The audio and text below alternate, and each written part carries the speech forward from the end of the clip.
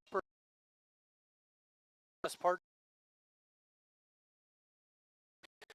Uh, Hello, everybody. Tonight's game is going to feature a Sheboygan team that's kind of been not playing that great lately. Uh, they mix things up a little bit with the lineup, Lucas. Hopefully, a little lighter attitude. Maybe it'll help them, get a win here tonight. Yeah, those non-league games, you look to just get some confidence, get all those guys in the ball game, especially tonight. We'll get to it later on, but Jimmy Jurgensen is leading off. How many times have you seen that? So we'll see how things go tonight. Sheboygan comes in first place in the New Bowl. They're 8-3. Believe that's a half a game ahead of Green Bay. They've really tanked in the Wisconsin State League. They're 8-15. Hopefully they can do it. They have 5 games next week. We also have a doubleheader coming up tomorrow. Again, an exhibition game. That'll be against the Chicago Cloud. Lucas, why don't you take us through the starting lineup for the Tropics?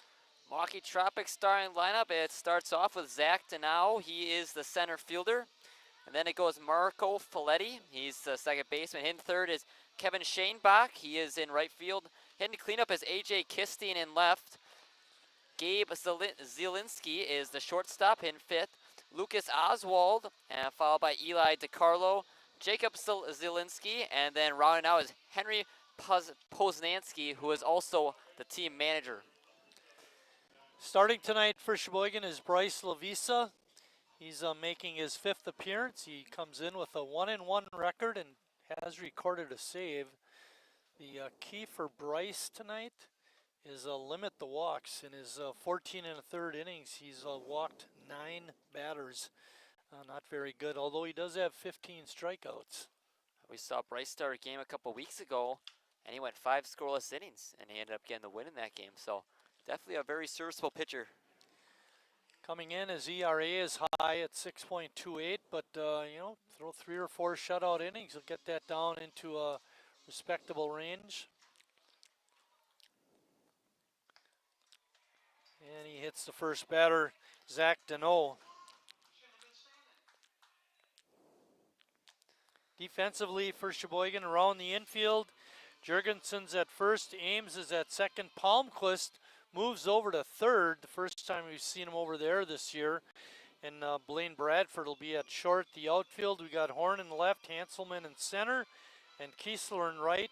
Cal Casper doing the catching, and Bryce Lavisa doing the pitching. Marco Folletti is up next. Marco playing at second base this ball game. And he's got a pretty stellar season so far. He has 342, and his on-base percentage is over 400, and he leads the team in home runs and stolen bases. Went to MATC. You got to be pretty smart to go there. Not easy school to get into by any means. There's a kid from played basketball for South. This is pretty long ago. Scott Murphy went to MATC. Had a real nice 4-year career there. And even nicer, he graduated. Probably most important. What does he do now? Do you know? Works. Oh, really? That would be no. I don't know exactly what he's doing these days.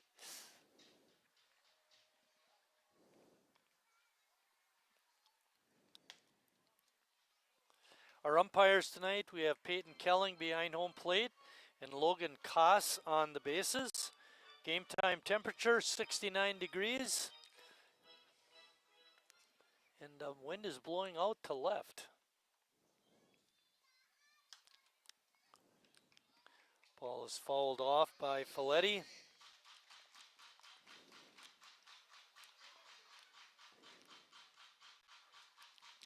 That's a pretty good combination. It says in our notes he leads the team in home runs and stolen bases. Ball is hit out into center field. Hanselman makes the one-handed grab. It's kind of like your guy, Pete Armstrong. Home runs and stolen bases. Yeah, he's having a great year. Hopefully he can have a career like that. Next up is Kevin Shanebach. Shanebach is the Tropics right fielder. What do you got about him? along with Poznansky. He's also a founding member of the team. Oh, it looked like Koss wanted to punch him out, but I think he made the right call, calling him safe. Quick release by Cal, but if he gets a throwdown, they get him. Pretty nice crowd for an exhibition game, Lucas. Yeah, definitely a nice night outside. Why not come out to the park? Dollar hot dog night. Dollar soda too. Or so. Tomorrow's a big day too. Myers Last one.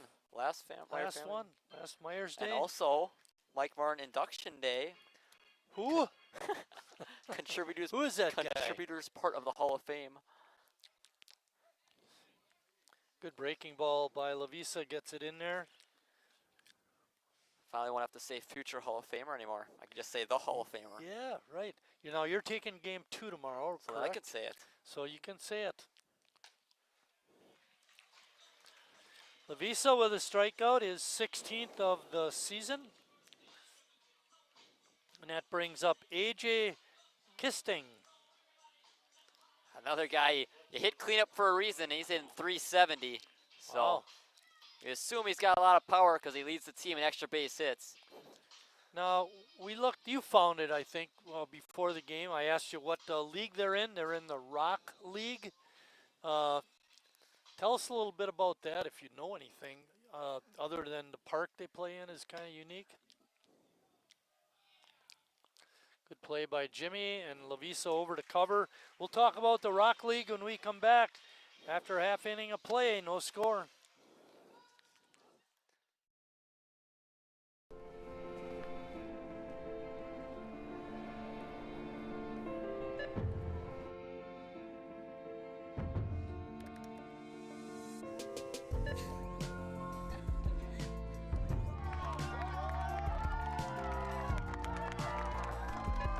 Whenever you shop Meijer, you help support programs like Boys and Girls Clubs and Girls Who Code that show kids they can dream anything and do even more.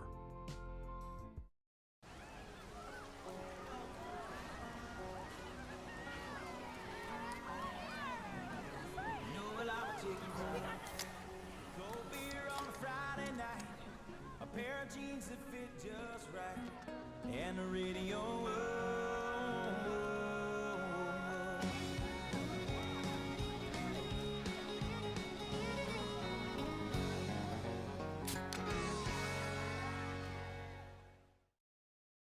Our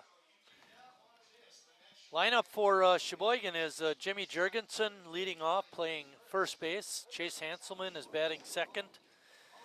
Batting third is Braden Horn. Batting fourth, Calvin Kiesler. Riley Palmquist bats fifth. John Hadley, the DH tonight, is batting sixth. Alex Ames is batting seventh. Blaine Bradford hitting eighth, and Cal Casper batting ninth. Now, I know they didn't, Tim didn't make the lineup up. I don't think so. Did they pull names out of a hat or something? I was asking Riley during our interview today, and he said, yeah, Jimmy's leading off. It's just kind of completely random. So I don't know how exactly he did it. Why don't you rescue fire truck, ambulance going by? Tell us a little bit about this Rock League. I know you said you didn't know too much about it, but... Well, they play at the Rock Sports Complex in Franklin, Wisconsin. It's kind of cool. They have it set up. They've got at least 6 to 8 fields-ish, and they're all set up like different MLB ballparks, like the wall height and the length. Obviously not the length because it's for kids, but a little bit further in. But Fenway's got a high left field wall, and Amfam's got it kind of coming in the middle. And it's really cool how they have it set up. When I found that picture, it looked like they had the 4 adult fields, together, and then off to the side they had 2 smaller fields. There was a drive out into center field by Jimmy, but Deneau makes a nice catch. So I think it's, the way it looked on that picture, 4 adult fields and 2 Little League fields. And they got the big stadium for the Milkmen, which is also where UW Milwaukee plays their games. So I'm sure okay. Hadley and Horn probably would be familiar with that. Yeah, pretty nice. Chase Hanselman is up next. Sheboygan coming into tonight's game is 21-18. Like we mentioned at the beginning, they've been struggling of late. They did win a big game at Menasha. There's a base hit. Hard hit ball by Hanselman.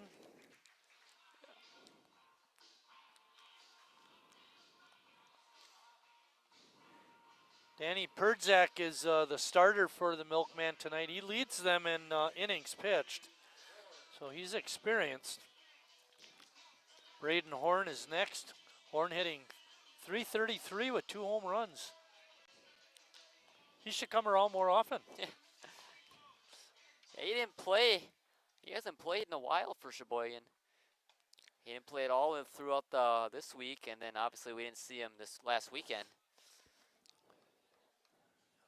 We don't think he's hurt. No. He just may have other commitments. I know Tim, Sheboygan lost to West Dallas in a state league game last night, 10-0, and Tim Moyer was worried that they wouldn't have enough pitching, so he had CJ put him on the roster just in case. Didn't come to that, but it's as a manager, you don't like those kinds of situations. I think they had 12 players at the game. But that's amateur ball. Stuff they got, 40 guys on the roster at least, and they only bring 12 to a game. Yeah, right. 3-1 is the count. Hanselman is on first. Bouncing ball through into right field. Hanselman is going to hold. And then a ball is bobbled, I think, out and right, and he takes the extra base. So what, you go single, then E9? Yeah, single and an E9. That means CJ gets to give away something when an opponent First commits Culver's an error. error. Calvin Kiesler up next. Calvin comes in tonight with 14 walks. He's pretty far behind Jacob Neese, who has 25, but after that 25, 14 ranks pretty high on the list. Yeah, Harry's got 22 as well. He's up there. One of the few stats he doesn't lead this team in.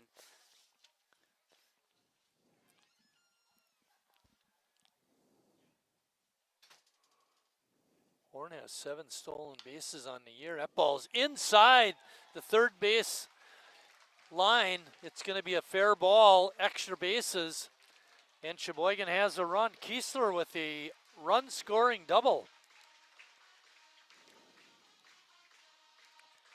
Great job by Kiesler, just keeping it inside that line, and now the A's are threatening more so with 2 runners on in scoring position, already up 1-0.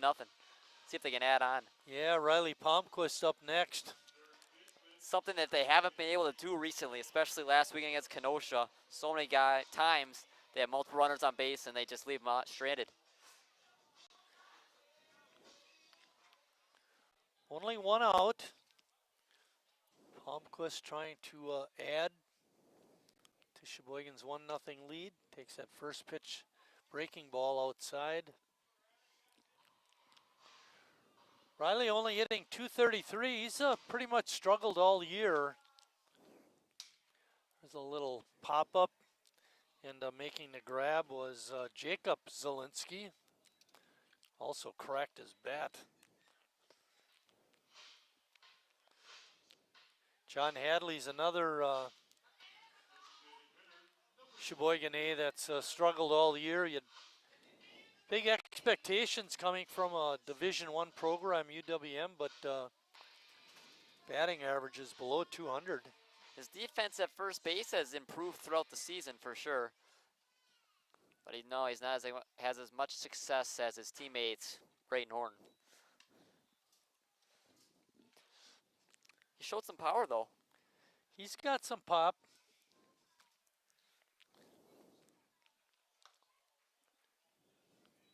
Pitch is inside, ball 2. Last season we played the Tropics and beat them 3-0. That game was 1-0 in the 8th inning too. A's added on some insurance. Hopefully we can get 3 runs in this inning. But it'll take a 2-out hit. So it's 10 straight innings of scoreless ball. How much you want to bet they score the next inning?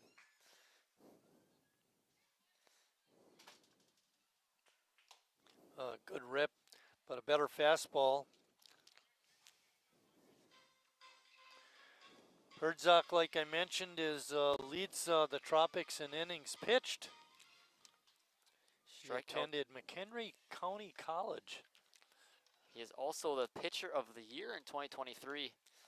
So he's definitely a good one on the mound. Count is 3-2.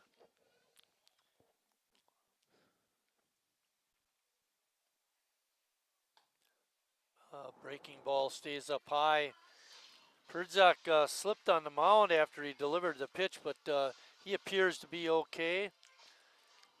Bases are now loaded for Alex Ames. Don't see him hitting 6th very often. We've seen him either at 1 or 9 kind of throughout the entire year. Ames leads the club with 9 stolen bases. But the big one that comes into play right here is he's been hit by a pitch 8 times, leads the club in that department. Yeah, we saw a few games ago, Harry got hit by a pitch to bring in a run. Line drive foul down the right field side. Ames wasn't looking to get hit by a pitch on that one.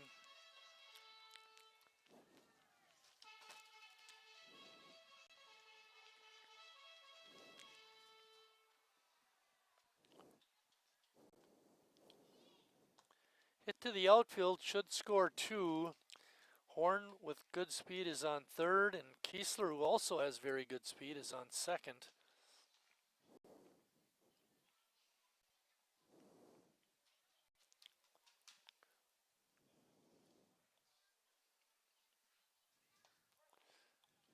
Pitch is on the knees, on the outside corner for a strike.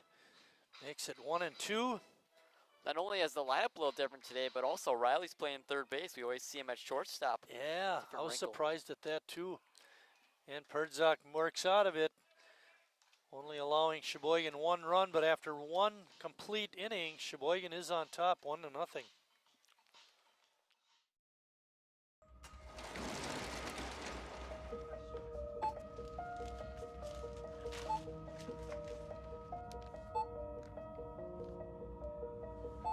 Whenever you shop Meijer, you don't just feed yourself or your family. You help support programs like Simply Give that feed our neighbors in need. Thank you.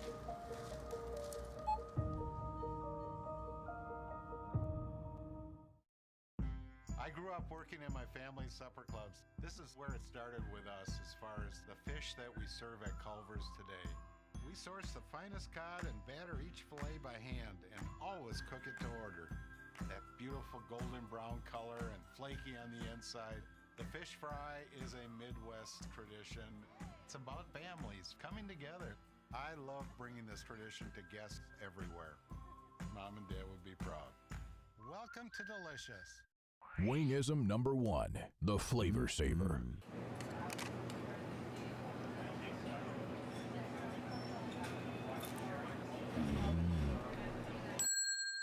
Legend Larry's, the definition of flavor. Wingism number 2, the Joker. Then her dad walked in. Dude, we're done eating. Use a napkin. You serious? Yeah. Are you serious? Yeah, I'm serious. Why so serious? Legend Larry's, the definition of flavor.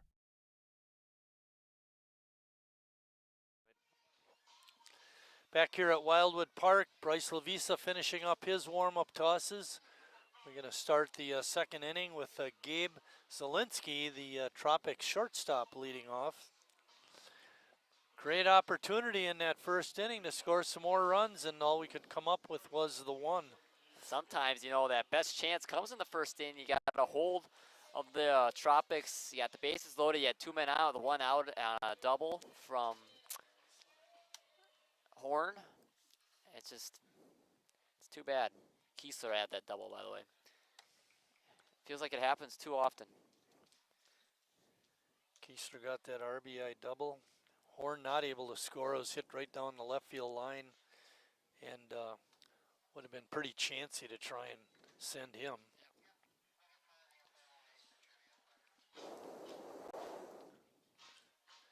Very unproductive outs too when you think about it, Riley, with that little pop up to first baseman, and then Ames with the strikeout. Guy doesn't strike out a lot either, and Alex Ames. Kind of surprising to see him strike out there.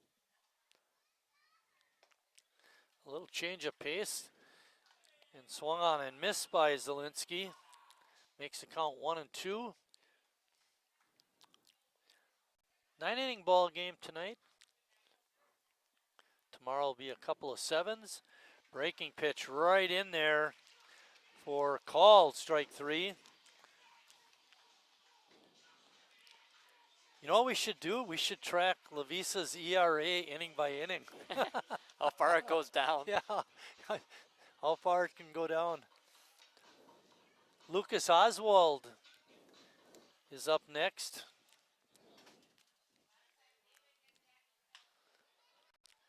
Lucas playing at third base tonight. And a nice running, diving catch by Chase Hanselman. And Oswald is out before we could tell you that he graduated from Wisconsin Lutheran College in 2025. What's even more impressive about Hanselman, he doesn't normally play center field.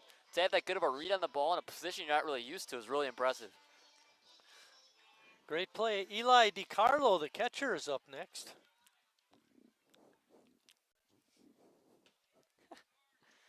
Not having the hottest start to this year. He's hitting 91, which you'd hope is just 1 for 11, because his on-base percentage also a pretty round number. So assume he doesn't have too many at-bats. And we saw that a couple games ago where I said the guy's 0 for 8 and he had 2 hits. So yeah, exactly. You never know. You didn't do so good that night. Hopefully you'll be better tonight. I hope so. I feel like always the opposite happens.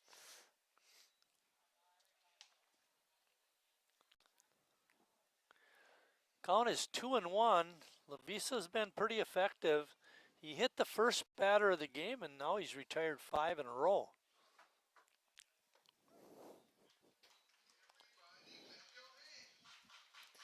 Yeah, normally hitting a batter doesn't really get you in a rhythm, but it has worked for Lavisa so far. Yeah. Give a shout out to Henry Poznanski, the Tropics manager, for providing us information on each of his players. DiCarlo is down on strikes, and that ends the second.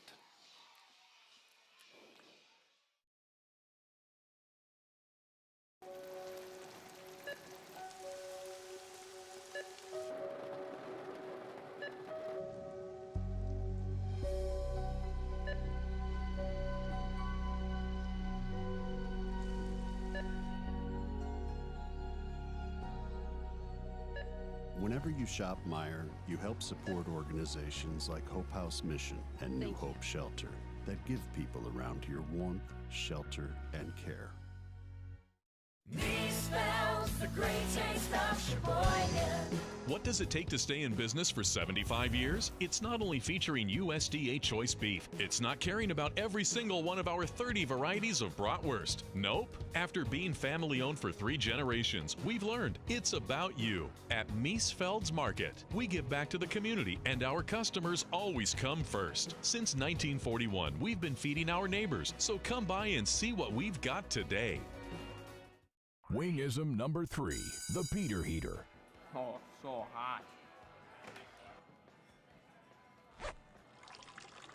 Oh, so hot!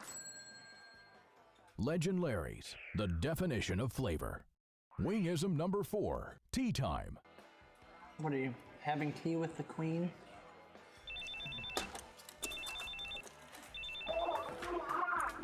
Hello. Nice. Legend Larry's, the definition of flavor.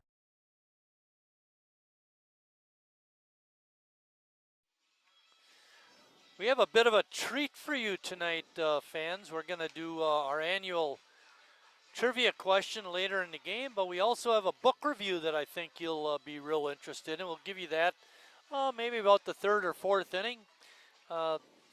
You'll like it. I think it was this guy. I think it was this guy. I Okay.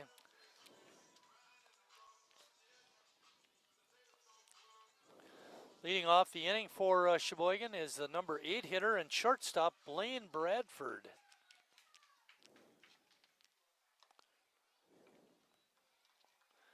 Blaine comes in only hitting 150. He hasn't played a whole lot. He's excelled on defense. He's a very good defensive player. Needs to clean up that hitting a little bit.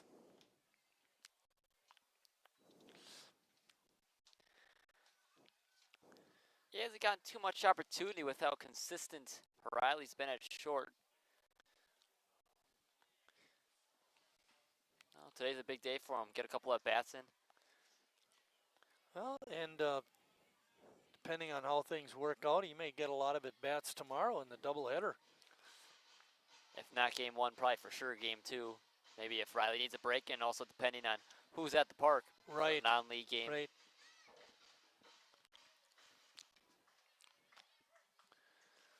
That pitch is in there for a strike. Makes the count 3-1.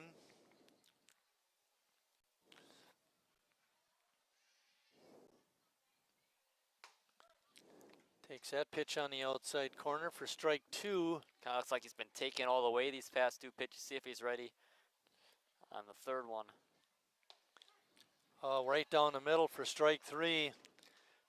Trying to sell it, the umpire, that it was a ball, but umpire Kelling was having none of that. That brings up Cal Casper.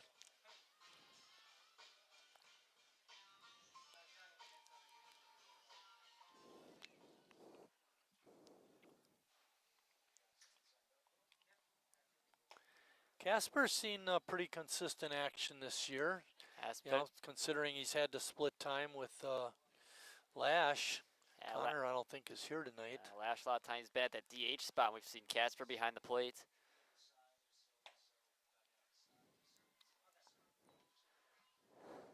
He's been solid, especially defensively. Maybe a little bit more from the bat you'd want to say, but it's been there at times. Very disciplined player at the plate for sure.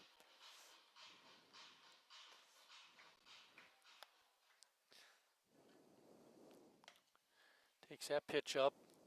3-1.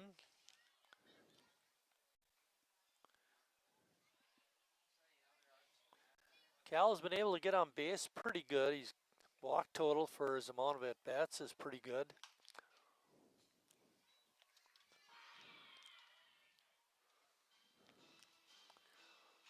On base percentage, 321, medium.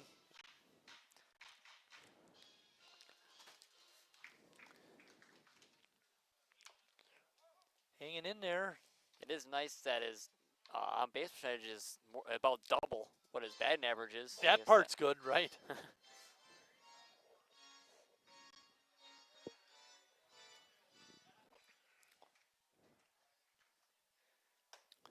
Swing and a miss. Good fastball. I think Pertzak pitches better with 3 balls. Yeah, and he struck out the last 3 hitters he's faced.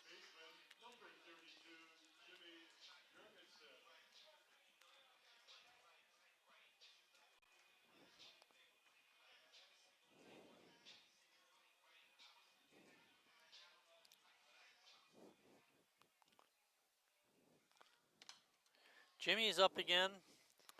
Jimmy hit a long fly ball out to center field his first time up. The first 4 batters made really nice contact off Pertzak, and then all of a sudden, he's really locked in. We've talked all year about the kiss of death for Sheboygan pitchers has been the batters 7, 8, and 9 of the other team. And that not the case so far this game with our 7, 8, and 9 hitters. It also feels like recently we've seen a lot of really good pitchers. Green Bay, Kenosha, Denmark even had a really good one too.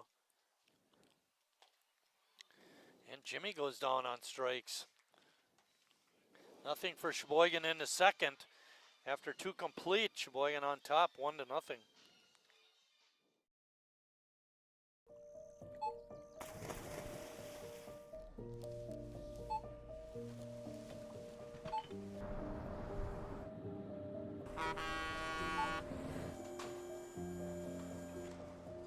Whenever you shop Meijer, you shop for more than yourself.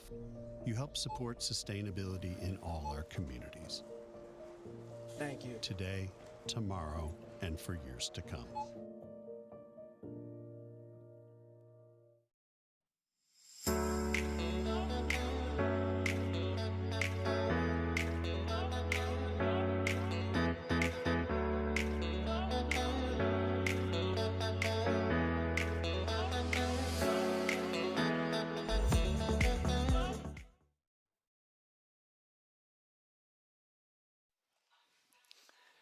The standings in the Newble find Sheboygan in first place at 8 and 11.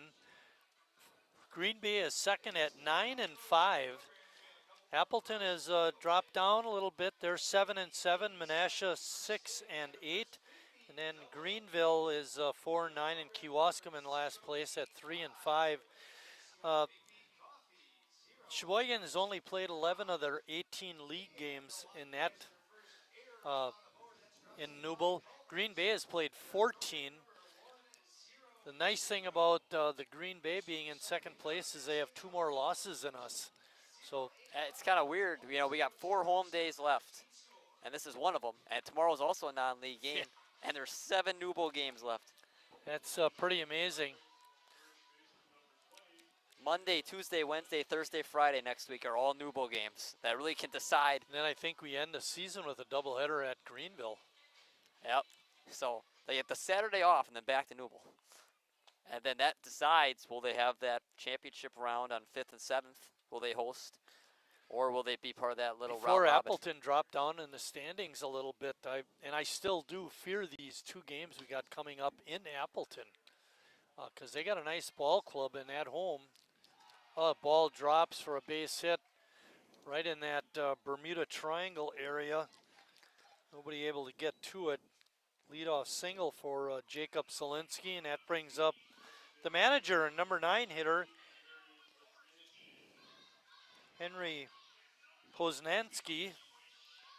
We did a little shutout to Henry for providing information on his various batters. Very nice. Starters tonight, and gave us the substitutes so we can fill things in. It's nice to have all that information, unlike when we played Kenosha, where it was really tough to decipher what was going on. Don't even know what number people are because they just switched jerseys.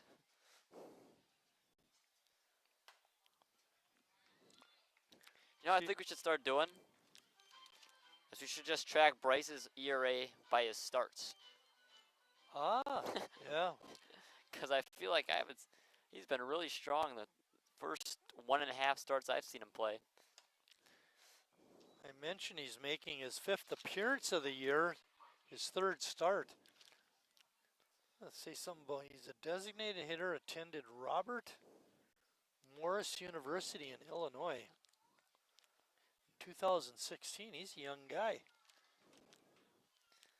Robert Morris is a very high-level school.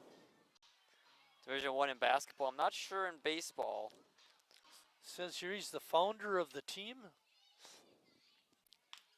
Line drive over the head of Bradford. And I hate to bring this up, Lucas. Number 8 gets a hit, and so does number 9 in their batting order. Takes us back to the top. Played baseball at Robert Morris.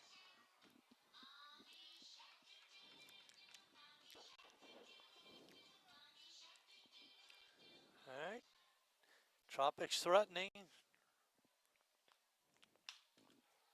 Ball is drilled to deep left field. Fair ball. That'll score at least 1. And the throw to third is not in time. Give Deneau a run scoring double. And we're all tied up. And nobody out.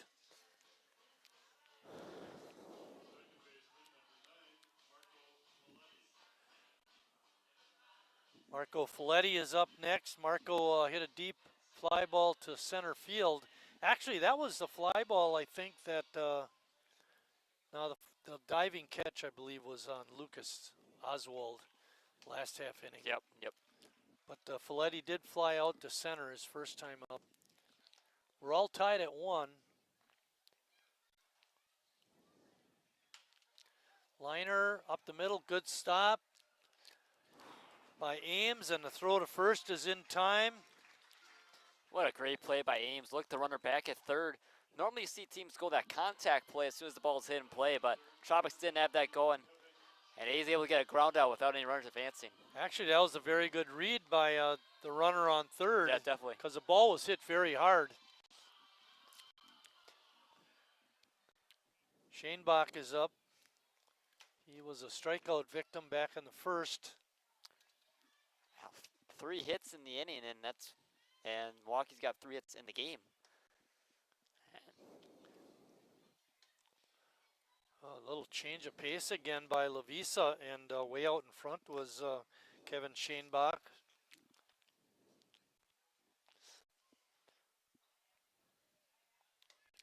Yeah, breaking pitch. Breaking outside. That was out of the strike zone, but ShaneBach not able to hold up. You going back out there? I would. Only got 1 ball. Oh, breaking pitch right down the middle. ShaneBach knew it too. He started walking right back to the dugout after that one went right down the middle.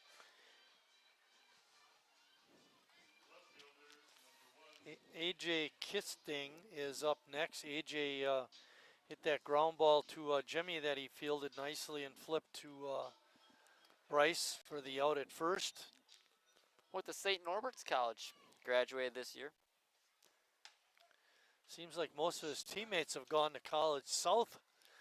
He went north. Okay, what's a nickname for St. Norbert's? SNC. Could they be the Crusaders? Knights. The Knights, okay. I think St. Rose Norbert's goes Knights? there. I don't know. Okay. That sounds familiar.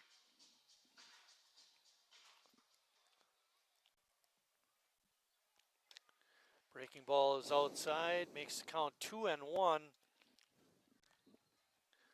Big out here for Bryce. Limit the damage to only 1 run. Ball is popped up in foul ground along the right field side, and it bounces out of play.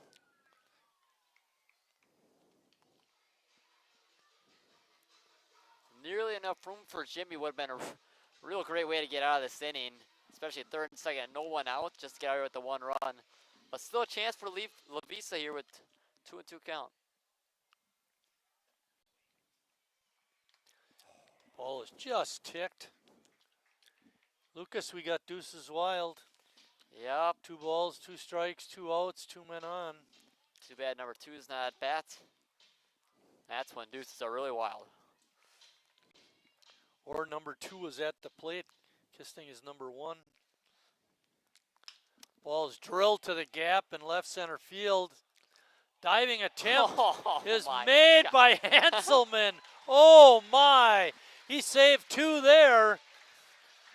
As it is, the Tropics in their third, scoring only 1 run.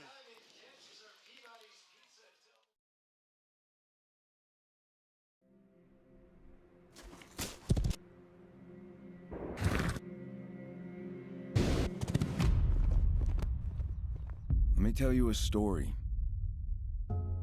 about a beer rooted in the heart of America, found in a community where a handshake is a sure contract, brewed for those who found opportunity in challenge and hope in tomorrow, raised by generations willing to sip, share, risk, remember. This is a story bigger than beer. This is the story of the American spirit.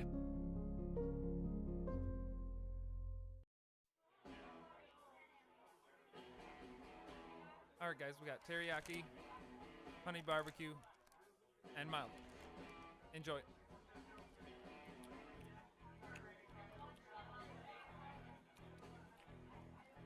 All right, DOA wings, hottest on the menu.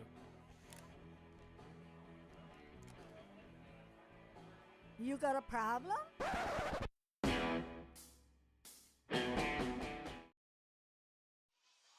The man of the hour is up to bat, Lucas. Chase Hanselman just saved his teammate Bryce Lavisa 2 runs with that diving grab. 2 beautiful diving catches by Hanselman so far. And he's a guy we don't normally see in center field, which just makes it even that much more impressive. Yes.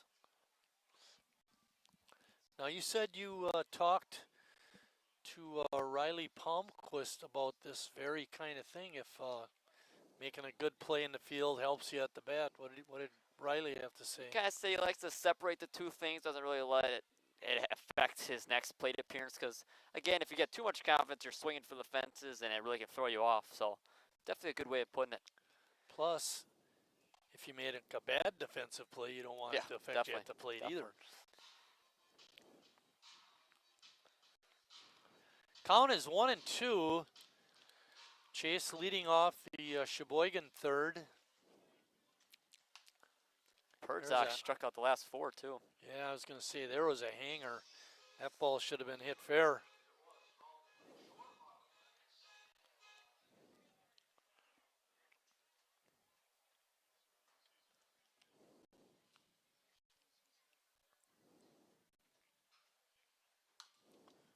Good job of hanging in there by Chase.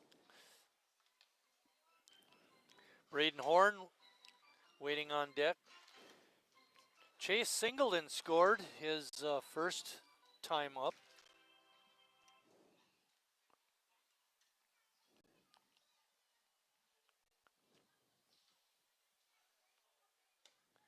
Chase came into tonight's ball game hitting .247. That's going to be up a little bit.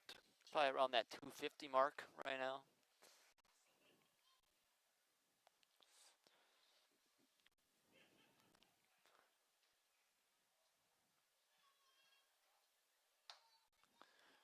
Takes that pitch outside. It's 3-2. You had mentioned last half inning, Perdzak is at his best when he has 3 balls on the batter. It feels that way.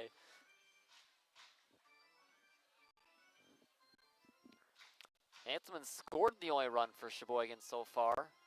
Very identical score lines between the two teams. 1-3, 1 run on 3 hits for both sides.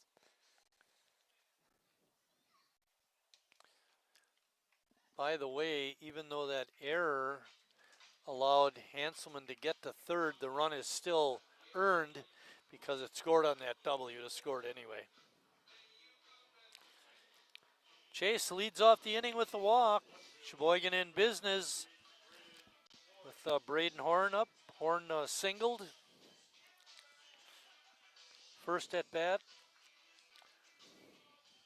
We're going to give you that book review about the book called The Wager next half inning. There's a ball hit into the hole past the shortstop out in the left field. And Sheboygan has runners on first and second with nobody out. That's the same part of the order that did the damage the last time they were up in that first inning. And Kiesler, our double man, is up. Had these guys in the same spots. And when he hit that double, first and second.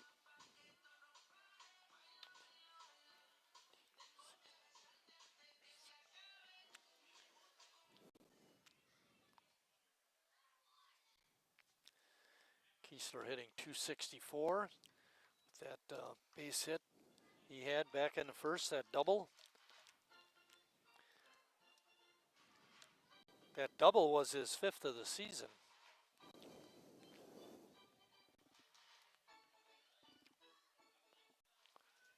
I don't think it'd be bunting. No. Not this part of the order. Maybe with 1 out, you'd maybe think about it. Maybe.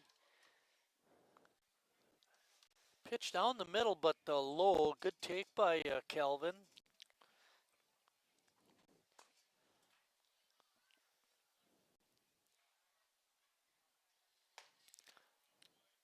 And 3-0. Some really close misses this inning from Perdzak.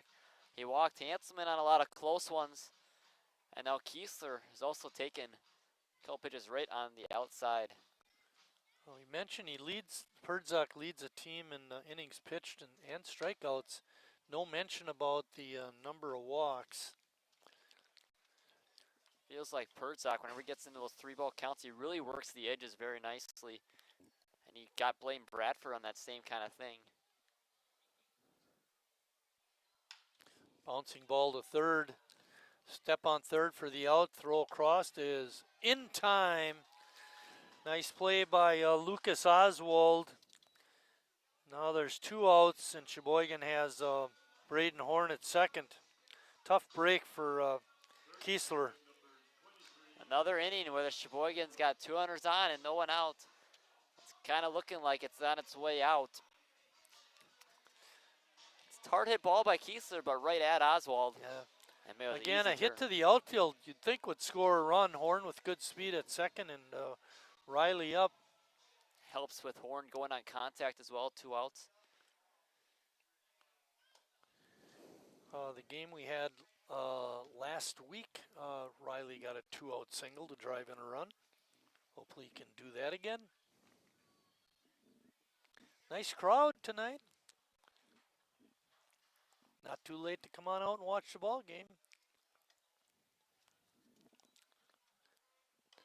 They could leave the house right after the book review. Yeah.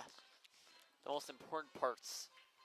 Then you just got the game to listen to after that, so it's might as well just come.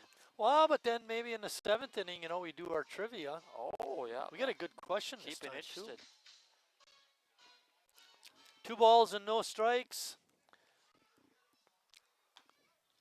Riley takes that one for a strike. I wonder a lot, 2-0, the pitcher's got to come in there. I think too many hitters take that. Yep. Big hitters count, though, on that 2-0 pitch, and even more so 3-1. Another good hitters count, 3-1. Hadley waiting on deck. He's one of the 2 walks drawn by the A's so far. Make it 3. And Riley draws the walk. That leads it up to John Hadley. Lucas just mentioned Hadley drew a walk his first time. 3 walks now for the Tropics pitcher, Danny Perdzak.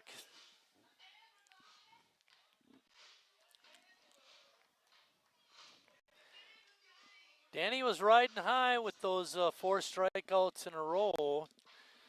This inning he goes walk, base hit, double play, and then another walk.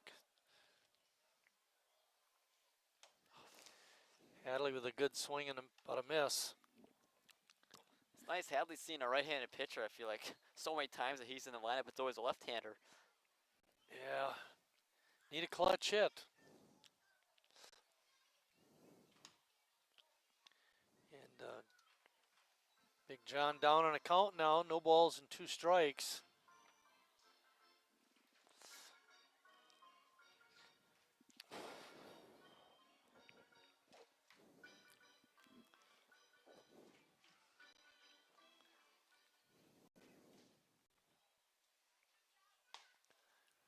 Takes that pitch outside. Perdzak with a good teaser pitch on the outside. He's just missing a corner. He's gotten that to work a lot of times tonight on that outside corner. A's have taken that pitch a lot.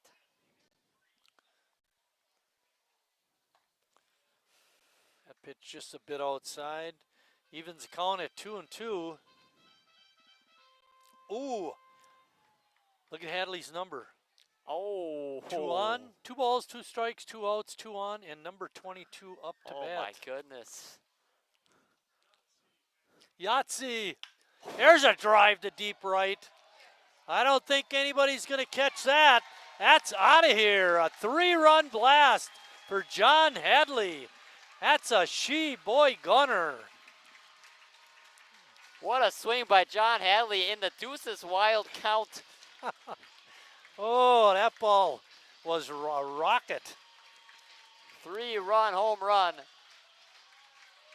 just when this inning started to look like it was getting away from the A's with the double play, get another runner on, and then boom, back up 3. It's been long and far between, base hits to drive-in runs with 2 outs. And then to get a home run like that is really sweet.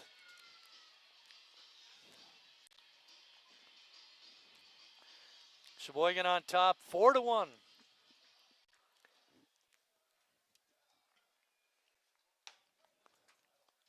Good fastball by Perdzak. Strike.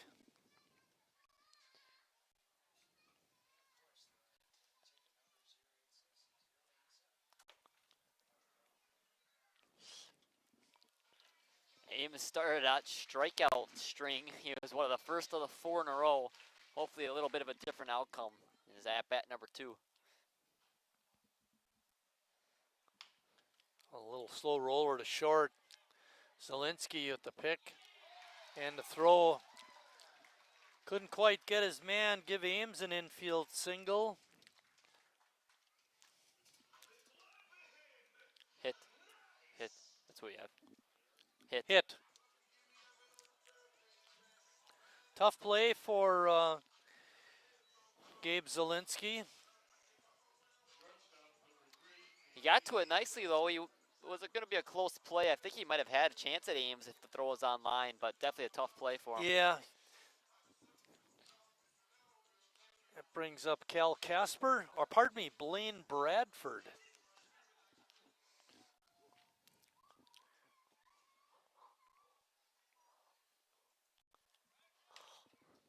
Little pop up to second. He takes it on a hop and makes the play.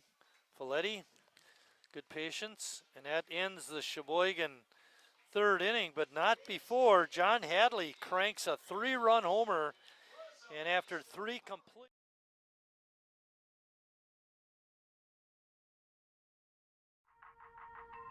The estimated hold time is now less than 96 minutes.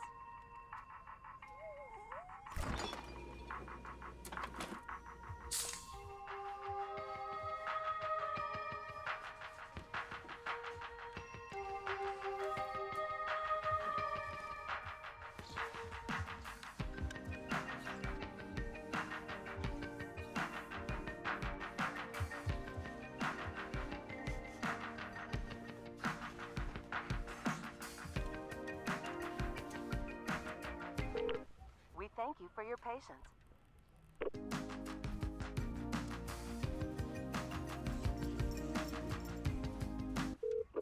Sorry, are you still there? Yes. Okay, please hold.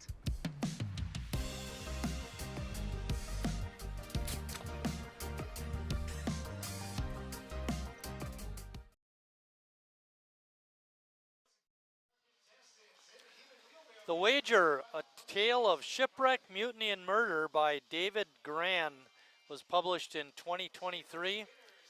It's 352 pages. It's a historical nonfiction book. This book is the story of the HMS Wager, a square-rigged, 6-rate Royal Navy ship, and the mutiny that took place after the ship's wreckage in 1741. The Wager is a brisk, absorbing history and a no-brainer for fans of the author's suspenseful historical thrillers. Gran also wrote Killers of the Flower Moon, which was made into a movie not too long ago, won an Academy Award. Gran sets the Wager episode in the context of European imperialism as much as the Wrath of the Sea. Discussed are the harsh conditions the men had to live under and the code of conduct that was expected. The Wager is full of details about life at sea. It takes the reader through the events of the wreck, mutiny, and murder. There's a ball hit to left for Zielinski. Looks like the Tropics are trying to come back, Lucas. Although the story is similar to Mutiny on the Bounty, the ending is not. The book became a bestseller, topping the New York Times bestseller list in nonfiction category for its first week in publication. The book is also expected to be made into a movie with Martin Scorsese directing and Leonardo DiCaprio starring. Those two work together in the movie Killers of the Flower Moon. So be on the lookout for that. Read the book, it's awesome. And hopefully the movie's soon to come.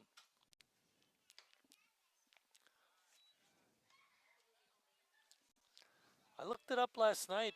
It said it was being made. I don't know. Look it up on your phone, Maddie. See if it's out. 1-1 is the count to the next hitter, Lucas Oswald. Ball got away from Cal, but not far enough for Zielinski to advance. Maddie thought she heard it was already out. She's going to look that up. The wager. Yeah. Here, I got it. You focus on that.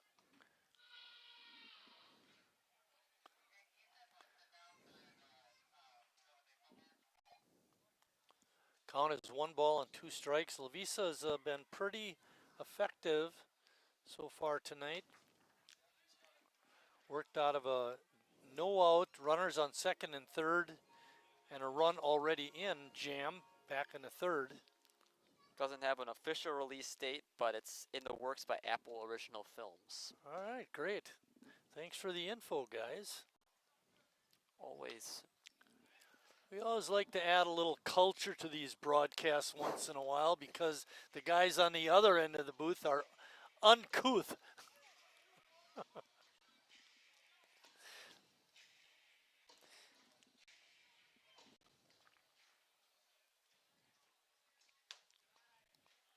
Pitch is up high, evens the count at 2-2. Milwaukee has a runner on first, nobody out. We're in the top of the fourth inning. First two innings went by pretty smoothly for Lavisa, but that third and so far in the fourth, a little bit more traffic. Yeah, it's starting to give up some base hits. You mentioned 3 last inning, and now he gave up a hit again to lead off an inning in the fourth, which is where we're at now. Good breaking ball, swing and a miss by Oswald. 5th strikeout for Bryce.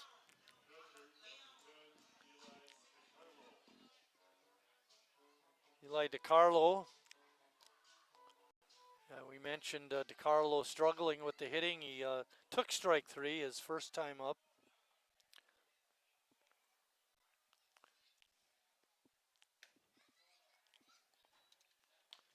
Be interesting to see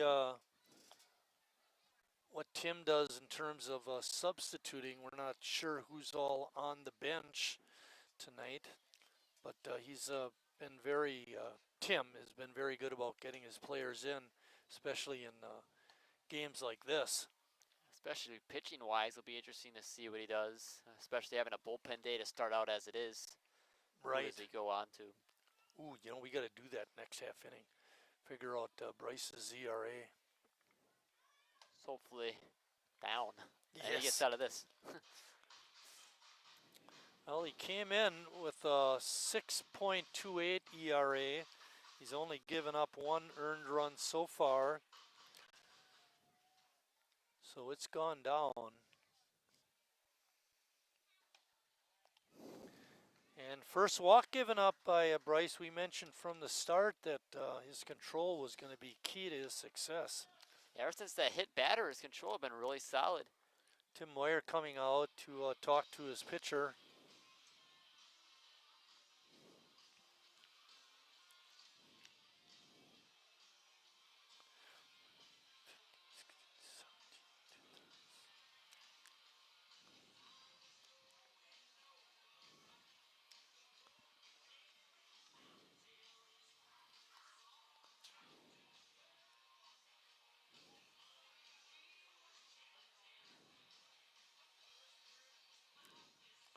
Is that what you had?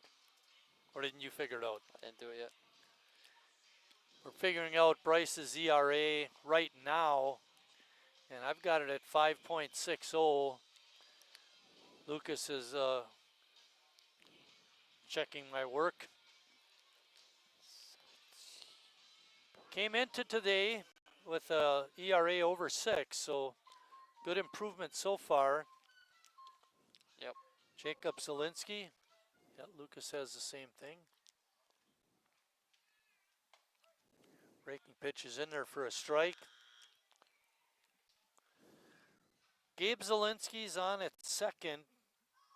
Ellie DiCarlo's on at first, and Jacob Zielinski, the first baseman, is up. Jake singled and scored in the third. Looks pretty cool in his Tropics jersey, wearing that number 20. Good stop by Cal, keeping Gabe Zielinski on at second. He kind of threatened to go to third for a second, then realized he wasn't going to have a chance to get there and quickly turn back around. You know, I thought that caught Gabe on the skin somewhere, maybe on the arm. 2-1 is the count. Breaking pitch hangs way up. 3-1.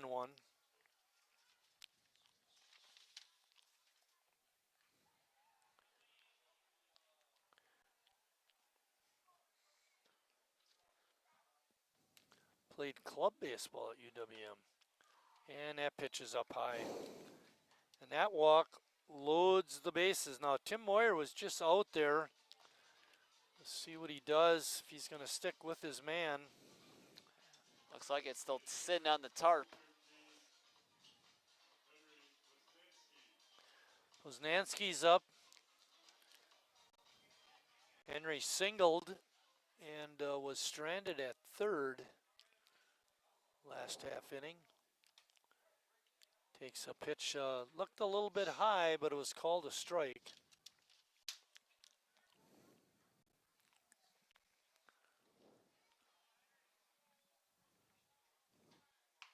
Bouncing ball, gets past Lavisa.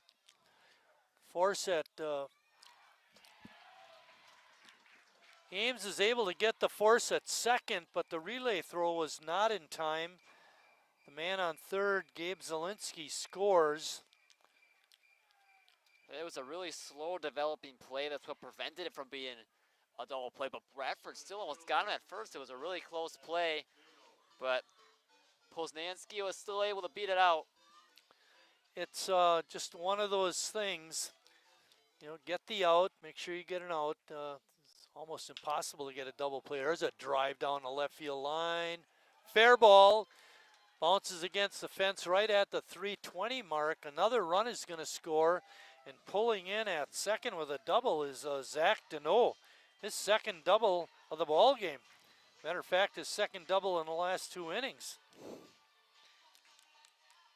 Yeah, we were thinking in the second inning it's going to be a really quick ball game with the way the pitching staffs were going at each other. And you look up again, it's 4-3, and each team's got more than 5 hits. All right, Sheboygan's still on top, but it's 4-3, and the Tropics threatening to take the lead. 2 outs, pitches high and tight. Marco Folletti, the second baseman, takes it. You have to figure that this is probably Lavisa's last inning, if not one of his last batters.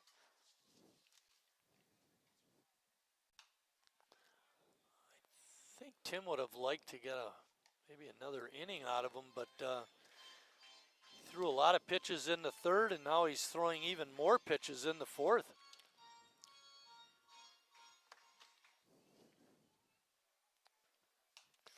Ball is popped up but out of play. Count is 1-2. There are 2 outs.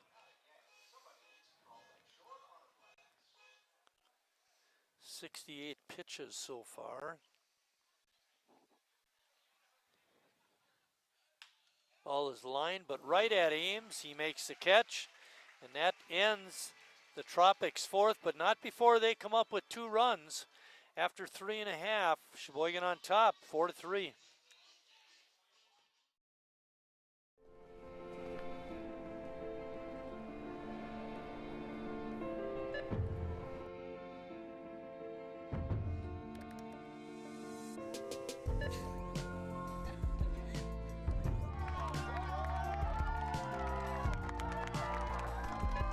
Whenever you shop Meijer, you help support programs like Boys and Girls Clubs and Girls Who Code that show kids they can dream anything and do even more.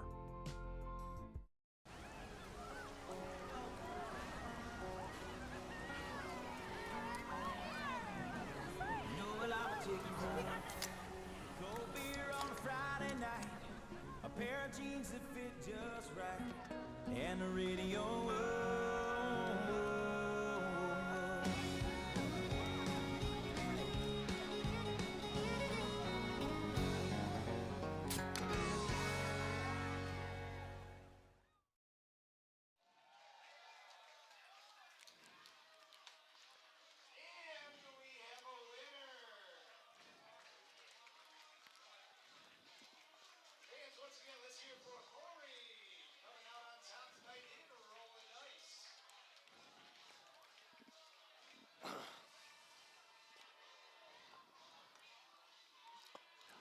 Back here at Wildwood Park, Cal Casper, the number 9 hitter in the A's order, is going to lead off the 4th. Hadley hit that 3-run homer. We were up 4-1. It looked like we were on our way, and all of a sudden the Tropics say not too fast. Yeah, a much different game than the last time these two met, when it was 3-0 and only 1-0 going to the 8th inning. We already have 7 runs between the two teams in the 4th. Be interesting to see if Lavisa comes out to pitch the 5th. Casper takes that first pitch for a strike. Good breaking ball by the Tropics pitcher, Perdzak.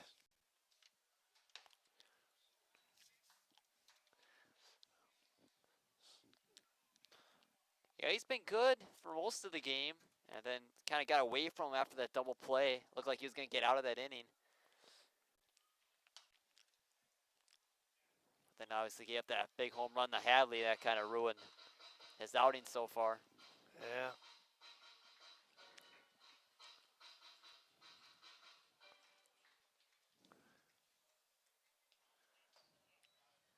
Pitch way outside, makes the count 1 ball and 2 strikes.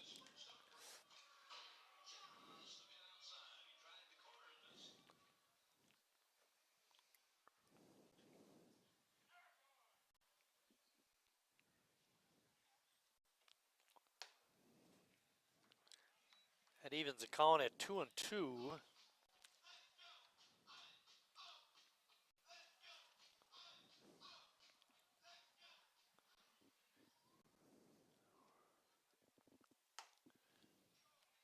Jimmy waiting on deck. 3-2 count to Cal Casper. Any way to get on, Cal?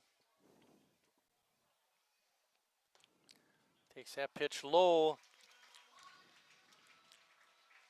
Well, there was a case where Perdzak had an 0-2 count and walked the batter. You know, usually it's get to 3-2 and get a strikeout, but not that time. Yeah, complete opposite that time.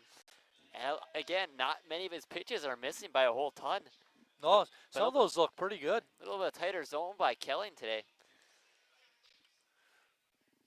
One of the things I look for, as I'm calling a game like this is what's the reaction of the catcher and the pitcher when something close like that? If it's just play the game, it's just the way it is. Maybe it was, a ball. They're not complaining about it. Especially when it's been consistent that entire game, you just kind of got to get used to it and adapt. Yes.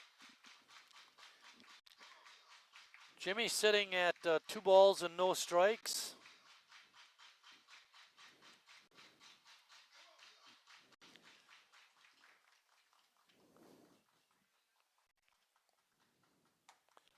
This may be the first and only time Jimmy bats leadoff. It is He was going to try and make the most of it with that swing. Yeah, that hard line out to center. One of the first pitches of the game. Good stop by the catcher. Left-handers have hit Perdzak hard. That Jimmy one we were just talking about, then obviously Hadley's 3-run homer.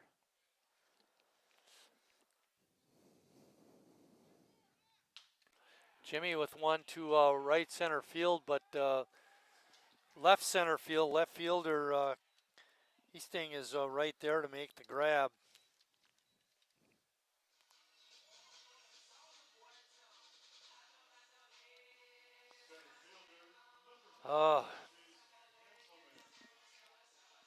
Find a gap. Hanselman up. Chase singled and scored and walked. He's been on base both times. He did get out at third on that double play, but that was not his fault. No. Times there's just nothing you can do.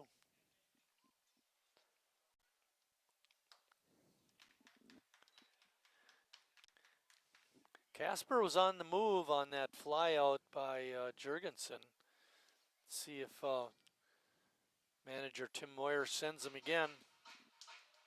Would have been just his second stolen base and just his second attempt. Cal has good speed. We've seen that right from the onset early in the year.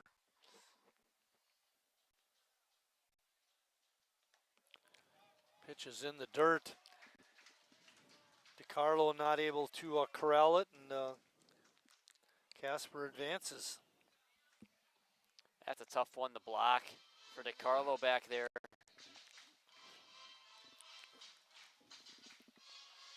Really didn't have a chance unless he would have slid, but he kind of tried to lean into it. Yeah, those are, it's kind of like do or die. They're really tough. Swinging a foul tip right into the mid of the catcher. Hanselman now with a 1-2 count. Man, on deck, Horn has also seen Perdzak very well. He's 2 for 2 today, so anything that Hanselman can do to get on base. Swing and a miss. Pretty good fastball, but looked very hittable from up here. 2 outs. Braden Horn, like Lucas mentioned, is 2 for 2 in the ball game. See if he can make it 3 for 3.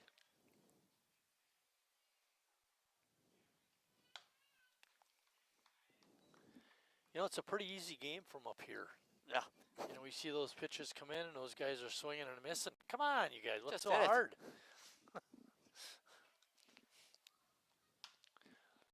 Ball is fouled off over the Milwaukee dugout.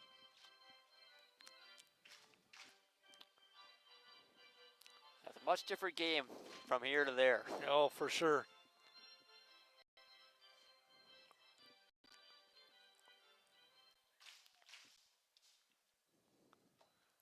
Ball in the dirt. Throw down. Oh, we just got back Casper. Ooh. If that throw was a little bit more on line, they would have had Casper easily. Yeah, he got caught a little too far off the base. He thought it was going to get by DiCarlo, but Eli did a great job of stopping it that time.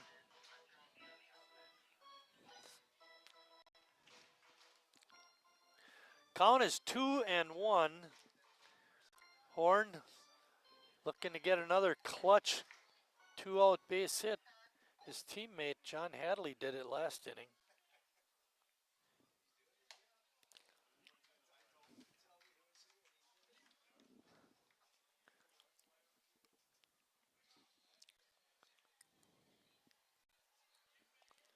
Two pitch coming up. Right on the outside corner for a call, strike 3. And that ends the Sheboygan fourth. After 4 complete, the A's are still on top, 4-3.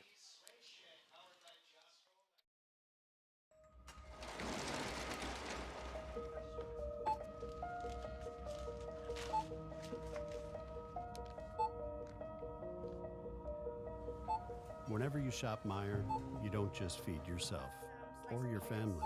You help support programs like Simply Give that feed our neighbors in need. Thank you.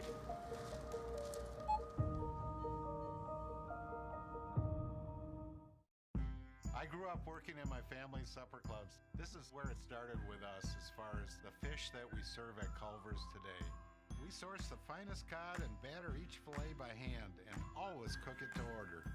That beautiful golden brown color and flaky on the inside. The fish fry is a Midwest tradition. It's about families coming together. I love bringing this tradition to guests everywhere. Mom and Dad would be proud. Welcome to Delicious. Wingism number 1, the Flavor Saver.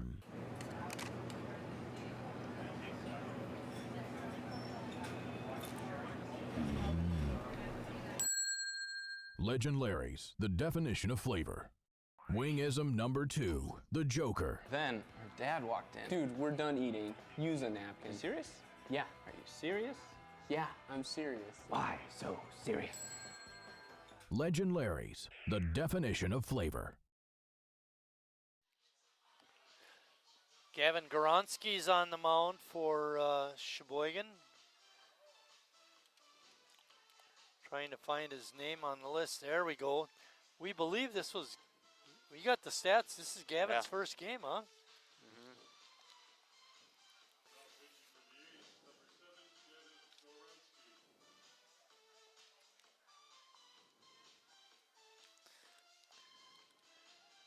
Gavin goes 6'4", 210 pounds. He's from Wauwatosa, Wisconsin. Went to North Central College.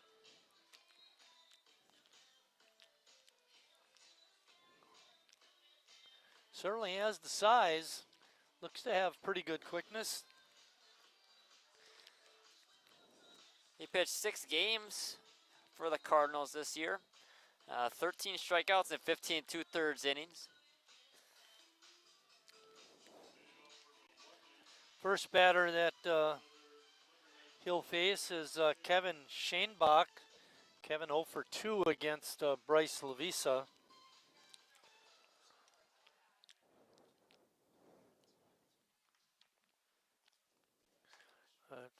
Has a good fastball.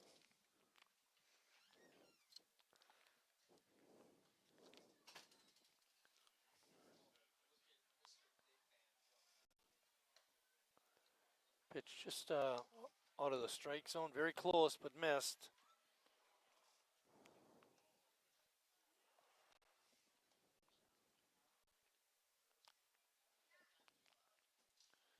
Breaking pitch, swing and a miss. Took a little something off that pitch and had Shainbach way out in front. Shainbach struck out both times he's been up. Steven Graz can make it a third. Another breaking ball. Swing and a miss. Good start by Goronski. One step closer to golden sombrero. Yeah, exactly. Bryce Lavisa's line, he went 4 innings, gave up 5 hits, 3 runs. They were all earned. He walked 2 and struck out 5. The ERA did go up a little bit in the final. .11. So he came in 6.28 and he left with 6.39, right? So could have been worse. You know, we had mentioned in the opening control would be key to Bryce's success.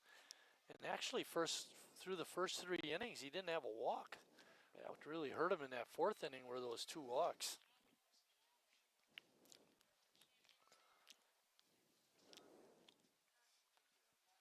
The last 2 innings weren't great for him. The first 2 he was really solid. Only faced 7 batters.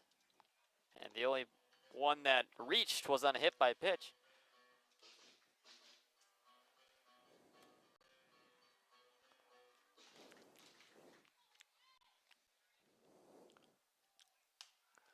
Ball is hit foul. For the ball game, the Tropics have left 5 runners on base.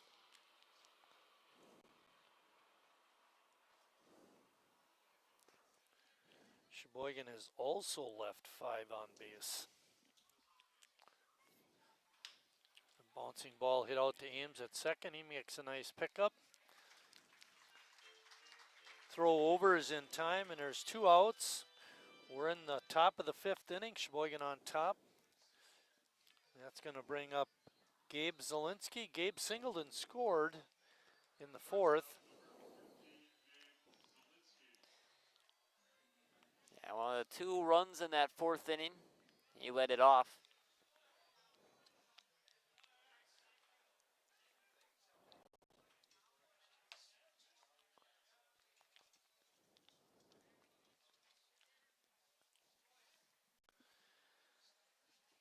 Sheboygan has a couple of makeup games coming up next week.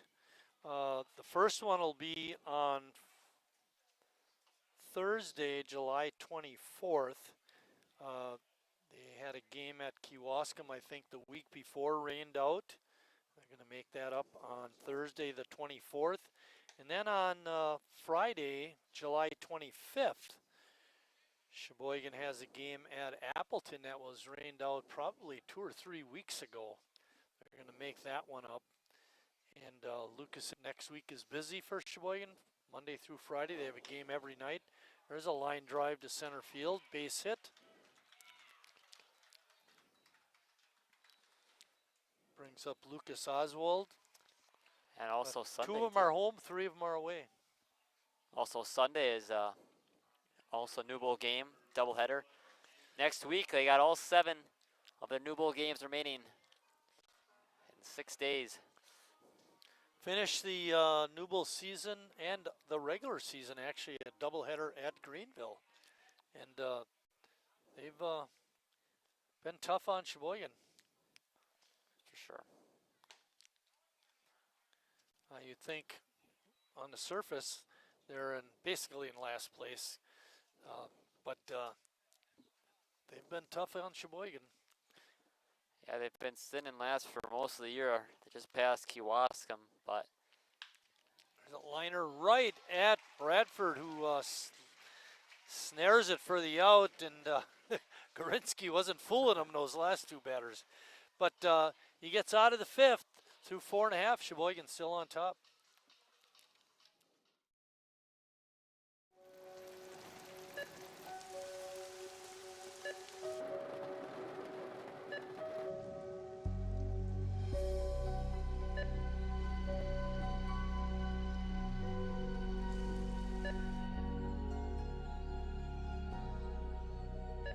Whenever you shop Meijer, you help support organizations like Hope House Mission and New Hope Shelter that give people around here warmth, shelter, and care.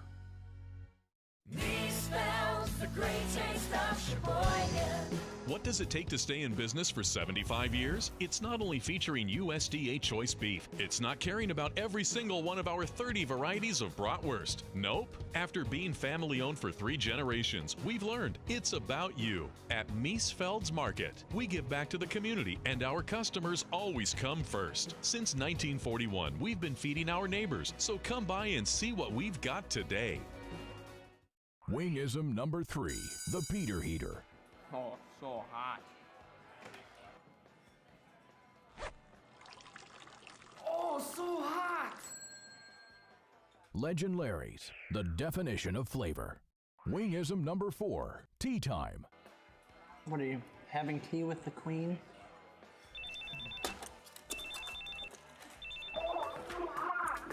Hello. Nice. Legend Larry's, the definition of flavor. before the start of the bottom of the 5th inning, a reminder the Sheboygan A's golf outing is on August 17th at Town & Country. Sign up on the Sheboygan Athletic Club website. Good job, Lucas. Thank you very much.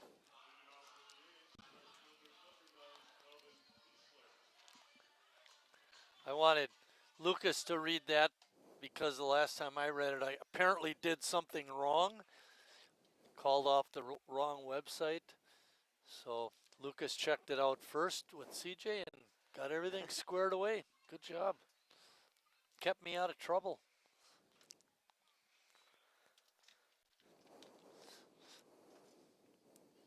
You know who does the best job up here staying out of trouble? Who? Maddie. She's never in trouble.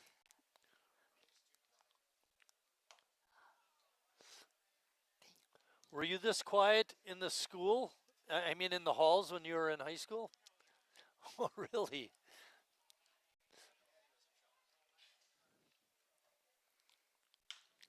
There's a drive to deep center field. No, short center field.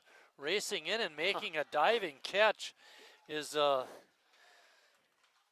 center fielder, Zach Deneau. I think he made that a lot harder than it needed to be. He didn't get a great read on it originally, but still will make a nice play on it. Neither did the announcer. Well, a lot of times you look at the outfielder, what they're kind of looking at when the ball's hit, and he kind of threw you off. Well, what threw me off was the crack of the bat. I thought it was really scalded, but didn't go anywhere. Good diving catch by Deneau. Hanselman has him beat, though, 2-1. Slow roller out the short. Zielinski boots that one. Still makes a throw, not in time. That one will go in as an error. I was just about to say it's been a great defensive day for both teams, and glad I didn't say it then. Yeah, right. For one team, it has been.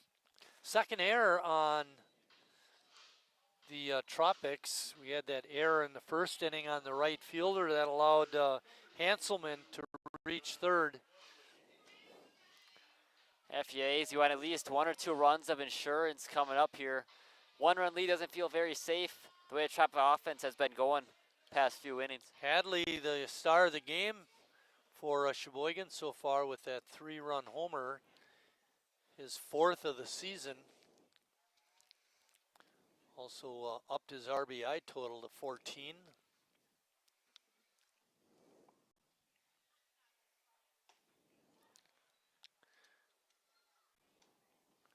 Perdzak with a good pitch. Hadley fooled.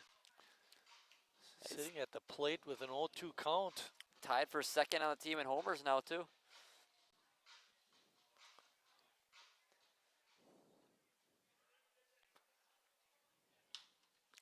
Ball's hit out into center field. Left fielder racing over into the gap. Eventually does make the catch. Ball hit too high. That's going to bring up Alex Ames.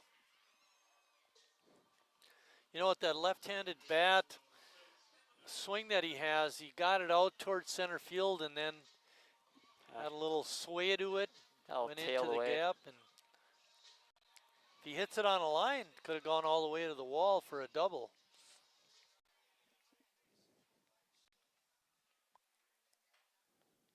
See if Riley Palmquist steals a base. Not yet. Folletti with a good play and makes the throw to first for the out. And that ends the Sheboygan 5th. Through 5, Sheboygan still on top, 4-3.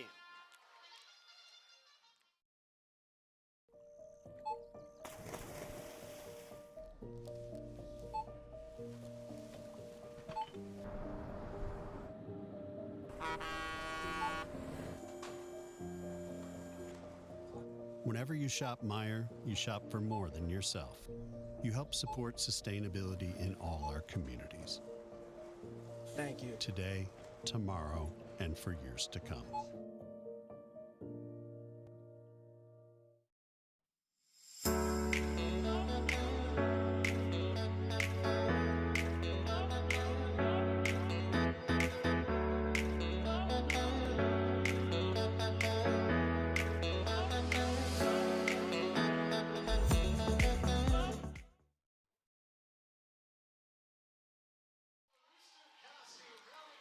We got the inflatables race going on in the outfield, and the chicken wins it.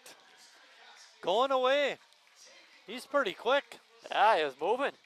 It's tough to run in those inflatable suits, I'd have to imagine.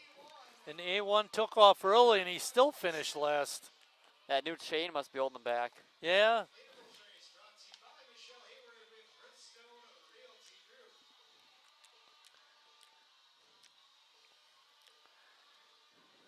Still pitching for Sheboygan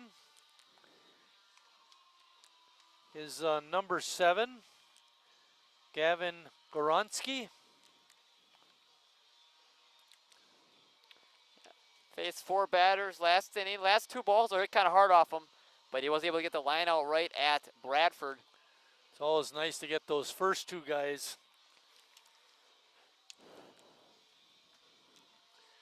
He's going to face the 7, 8, and 9 hitters in the Tropics order.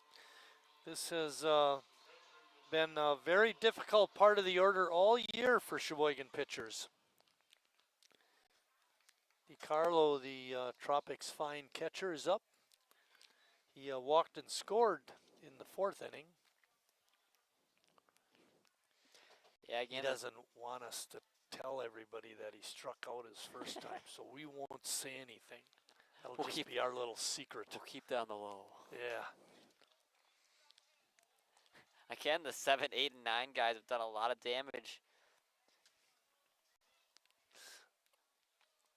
2 hits, 2 walks. Call, strike 3 right on the outside corner. Great pitch by Goronsky. We shouldn't tell him that he struck out his 3rd time up either, should we? Hey. We're running out of things to say about Eli.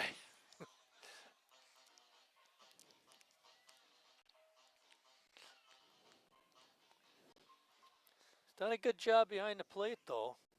Yeah, definitely. He's had some tough blocks to make. Oh, he's done, though. Let's talk about the first baseman, Jacob Zielinski. I don't think we mentioned it either. He's hitting an 8-hole. He's hitting nearly 400, 375, and on base percentage over 500. He's been on base both times. Single and a walk.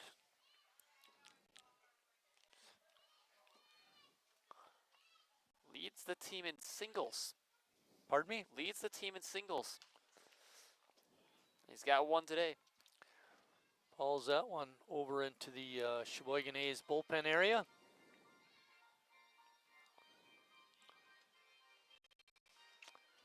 Yeah, what do you do with a drunken sailor?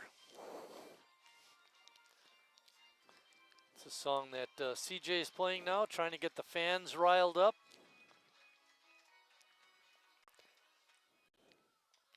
One ball and 2 strikes on Jacob Zielinski. Jake with a slow roller out to second, aims, picks and throws it high, but Jimmy comes off the bag, makes the catch and the tag for the out. It's kind of rare to see Ames miss a throw like that. Again, he got the out, so it won't go down as an error. Nice to have a 6'4" guy over there. That's for sure.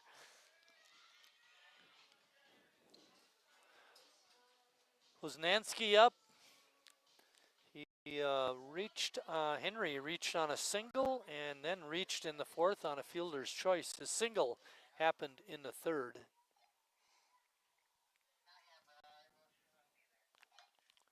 Ball is straight back.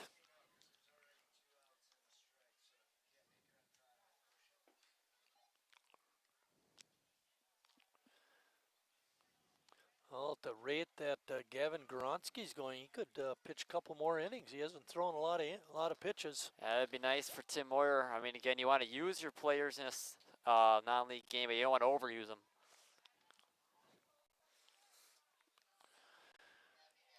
We don't know why Gavin has not played before.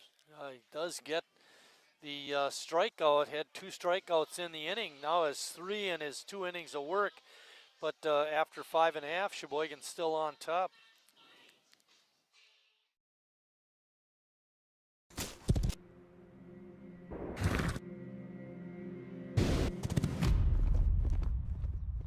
Let me tell you a story about a beer rooted in the heart of America, found in a community where a handshake is a sure contract, brewed for those who found opportunity in challenge and hope in tomorrow, raised by generations, willing to sip, risk, remember. This is a story bigger than beer. This is the story of the American spirit.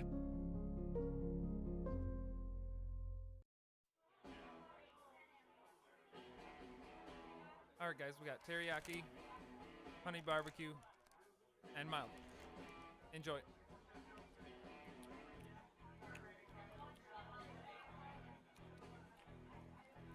right, DOA wings, hottest on the menu.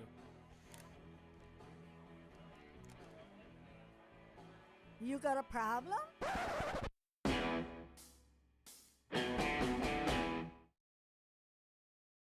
was the guy you talked. I don't remember that. I mean, I kind of back here at Wildwood Park. Justin Schnell is now pitching for the Tropics. Just figuring out the line for the Tropics starter, Danny Perdzak.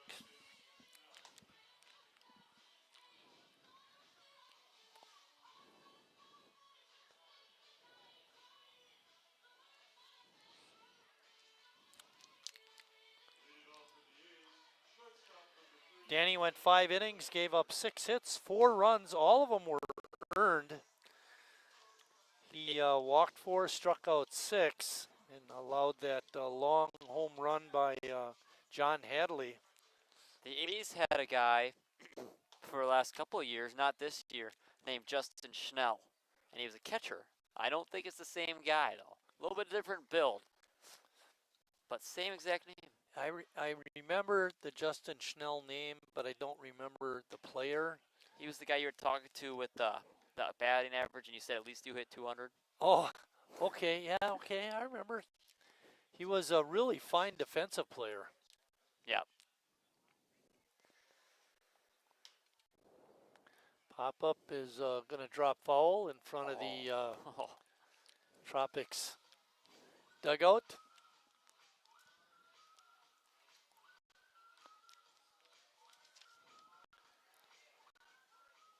Manager Prononsky almost made a one-handed grab.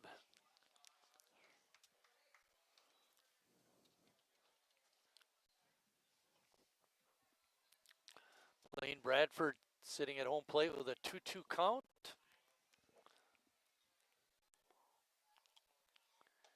Schnell's pitch is inside. Cal Casper waiting on deck.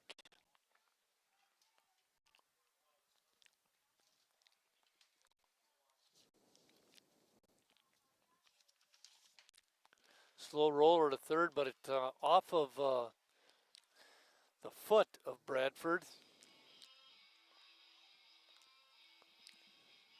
Says here Justin Schnell finished MATC and will attend Milligan University in the fall.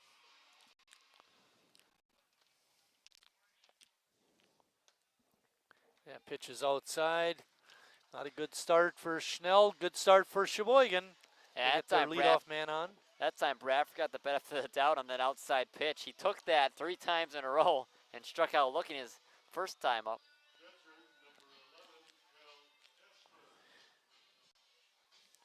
Casper reaches last time on a walk. Got down on the count. I think it was either 0-2 or 1-2 and was able to work the walk, fouled off some pitches. Good at bat for Cal.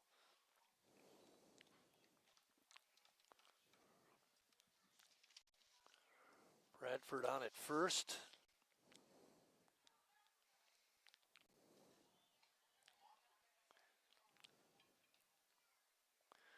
Blaine has 3 stolen bases on the year, has not been caught. See if Tim Moyer has him going. Ooh, right on the back of Casper. He looks to be okay, but it hurt me up here. He's getting close to the outcomes without putting the ball in play. A strikeout, a walk, and a hit by pitch. Yeah. That brings up Jimmy. Needs a catcher's interference. There'd be another way to get on. Jimmy's 0 for 3 tonight.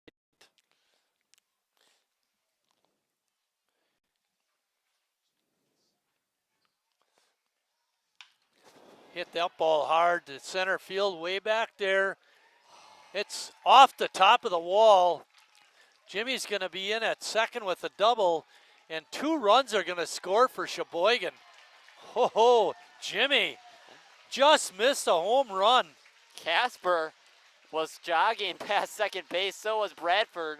And then they realized it was off the wall and they started sprinting. And both got in safely right after each other. Great job by Jimmy. Oh, kind of similar to Hadley's. Hadley had a little bit more lift on it though, that's why his got out of here. Nice to have good speed on the bases because, like you said, they didn't go full out. They had to make sure it was going to be a hit, and they had enough gas in the tank to motor home. Bradford and Casper score. Makes the score 6-3. Good stop by DiCarlo, and he almost threw out Jimmy at third. I think if we had instant replay, that might be a replay play. What do you think? Yeah, it was close. I don't think he got that tag on. It was kind of a quick sweep tag. Obviously, I can't really tell from up here. It looked like he had him. It wasn't a bad throw either. Maybe a little more on the bag. But the one thing that was impressive was how he's able to stop it. Yeah. It didn't roll all the way back to the screen. Yeah, great job by DiCarlo, especially didn't get a chance at him. Sheboygan with a 3-run lead and a runner on third with nobody out. Another pitch in the dirt. And Schnell just stands on the mound instead of covering home plate. DiCarlo was hustling as best he could, but didn't get much help from his pitcher. Jimmy scores on the wild pitch, and now it's Sheboygan 7, Milwaukee 3, and manager Poznanski is coming out to talk to Schnell. Yeah, it's been a rough start for Schnell so far. You know, Tropics were in this game. They had gotten a couple runs to bring it within one. And you bring a new pitcher, take out your pitcher of the year from a couple years ago, and then all of a sudden, it's back to a 4-run lead for Sheboygan. Still no one out either. Good for us. Yeah, I'll take it. Our next broadcast will be tomorrow when the Chicago Clout comes to Sheboygan for a doubleheader. First game will start at 2 o'clock. And we look forward to bringing you that game. And then Lucas had mentioned next week we have a couple of games that we'll broadcast, and 3 that are on the road. And they're all Newell games. Hanselman with a swing and a miss. Chase is 1 for 2.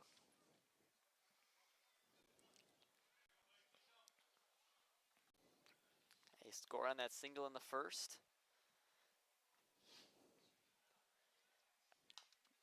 A run inning we thought we might have to look back on because they only got that 1 run with the bases loaded. But now they got the 7 runs still, you're like, well, it maybe could have gotten 2 more. This game would be out of hand. But yeah, it didn't look good, and then we all of a sudden we didn't score for an inning, and that 3-run homer by Hadley was huge. Hanselman goes down on strikes. And even that inning looked like it was getting away from Sheboygan. They had the double play with 2 runners on. But then, as you mentioned, Hadley, huge hit. Braden Horn stepping up to the plate. Horn goes 6 feet, 175.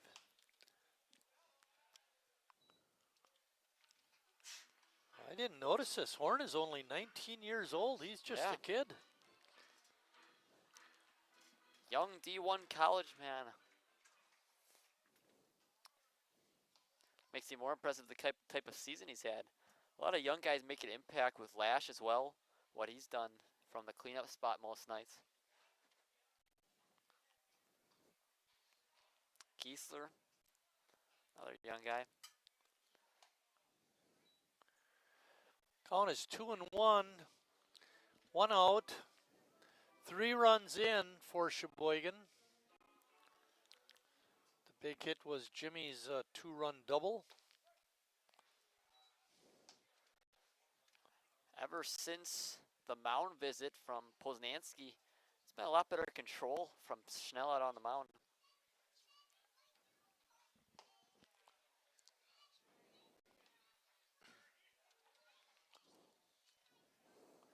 Count is now 3-2. Kiesler waiting on deck. Ball hit hard right past the mound and out into center field for a single. Number 3 on the day. Yeah, 3 hits tonight. Wow.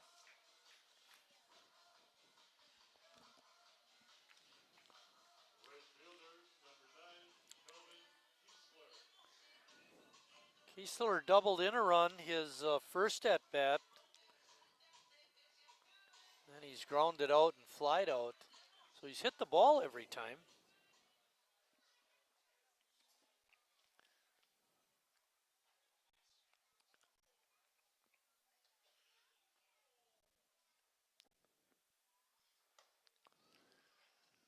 Pitch is up high.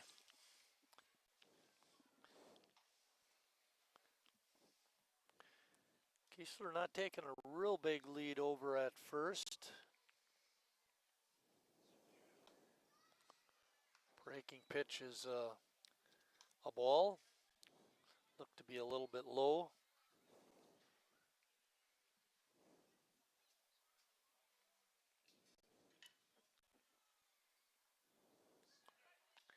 I remember you said early in the game that the first time we met last year, it was 1-0 until the 8th inning, and then we kind of broke it open, scoring a couple runs, and went on to win 3-0. Not the same here tonight. 10 runs between the two teams, 14 hits. It's a lot more offensive minded, and even early on, the first 2 innings, we were saying it could be a similar game. And obviously the Hadley 3-run homer, and then a couple innings in a row where Milwaukee got some runs, kind of changed. Horn on the move. Throw is off the mark. Goes into center field, and Hadley doing the old pop-up slide at second left them in great position to head to third.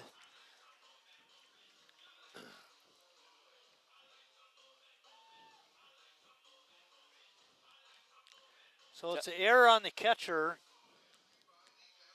allowing Braden to go to third. It's a third error on the Tropics. We were looking at some team totals before the start of the game, and one of the things that we looked at, we'll mention that after this, fly ball to center. Center fielder's got a great arm, but it's way off the mark. And Kiesler's sacrifice fly to center scores Horn, and Sheboygan scores another run. 4 runs in the 6th, and they now lead it 8-3. Hudson Wagner's pinch hitting for Sheboygan means Palmquist's day is done.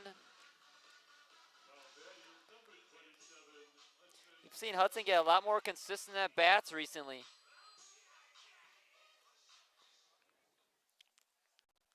See if he can get a hit in this at bat.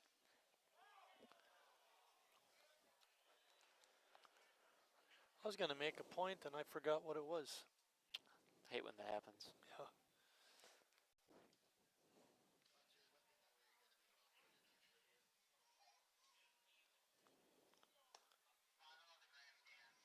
That pitch evens the count at 1-1. It's been a tough first inning of work for Justin Schnell.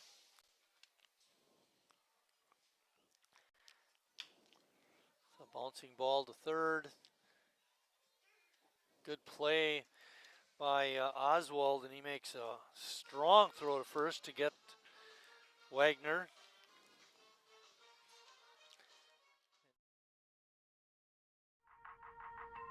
The estimated hold time is now less than 96 minutes.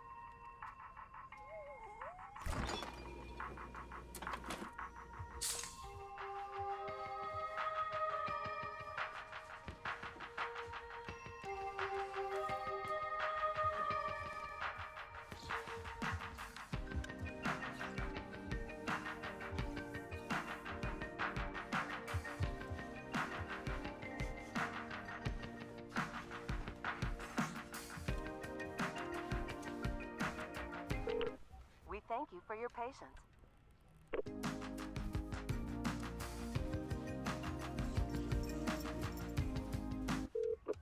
Sorry, are you still there? Yes. Okay, please hold.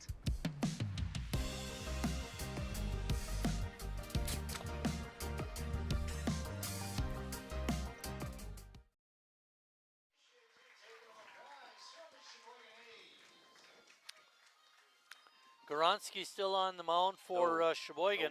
Nope. Big 4-run inning Nope, that's not Gronsky. for Sheboygan in the 6th has broken this one up a little bit. It's not him. Sheboygan now with a 5-run lead. That's Sand, I think. Nolan Sand. Hudson, I think it's they Sand. mentioned, came in to bat for Palmquist. He goes to third. And we got a new pitcher. Nolan Sand. Nolan Sand is in.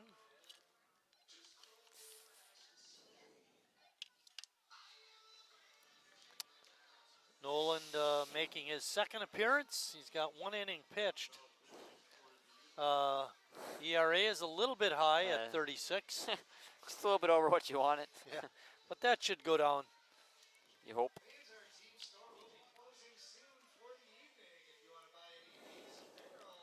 Goronsky had a great 2 innings. Yeah, he faced just 7 batters and only gave up that 1 base hit. Struck out 3.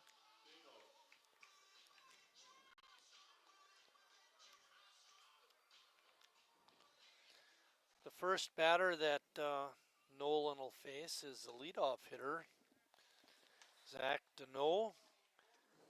Zach reached in the first inning, being hit by a pitch, and then doubled his next 2 times. And each of those doubles produced a run. He's been stranded at second base all 3 times. Yeah, interesting.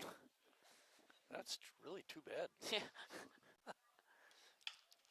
Liner foul.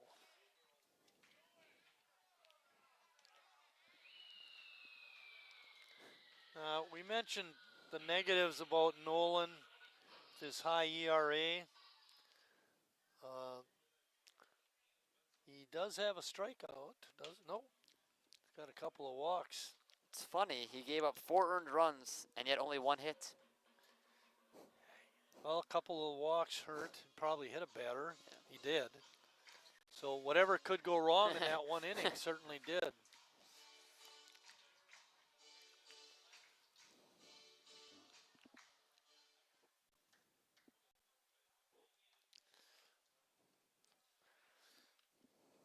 Little cross up on the signals. Something else about the Tropics, we talked about them in that Rock League baseball. They won the league twice. They joined in 2020 and they won in 21 and 22. So very successful early on. It's now no pushover of a team. Right.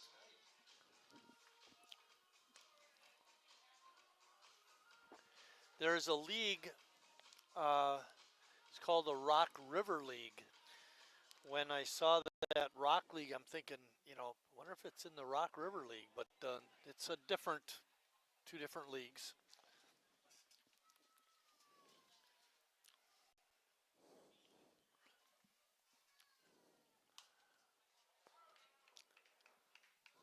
Count is 2-2 to Deneau.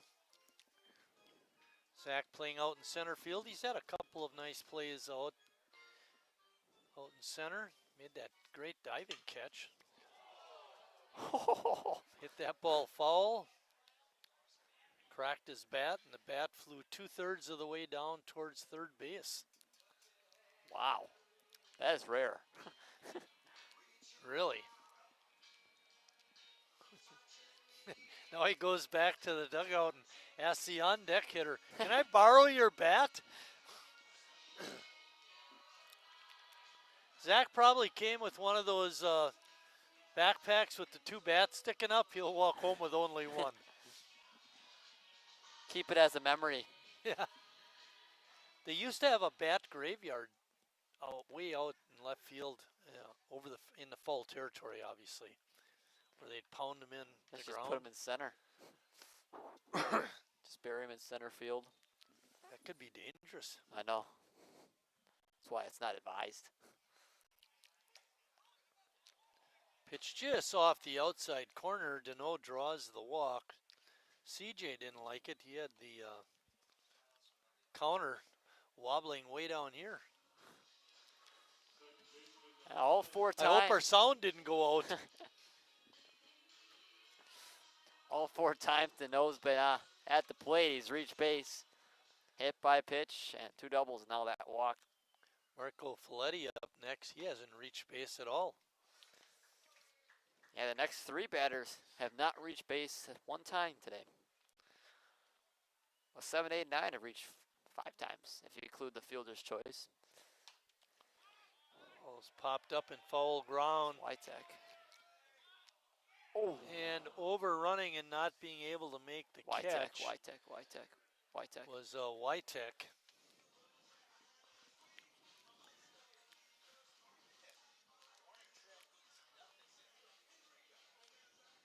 He almost ran straight into that pole, holding up the netting, going for that foul ball. That would hurt.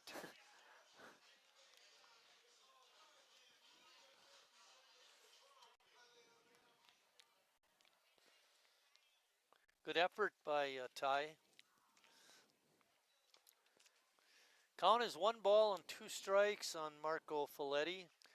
We're in the top of the 7th. Sheboygan on top, 8-3. Pitch just off the outside corner.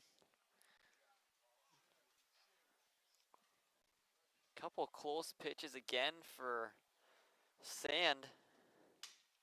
There's a slow roller to third. Wagner picks it up with one hand, makes the throw, and throw is off the mark.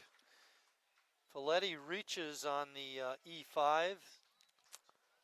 It's been a tough night for bats against Nolan Sand, though, today. Really? 2 of them. Wow. Kevin Shainbach up. That was Sheboygan's first error.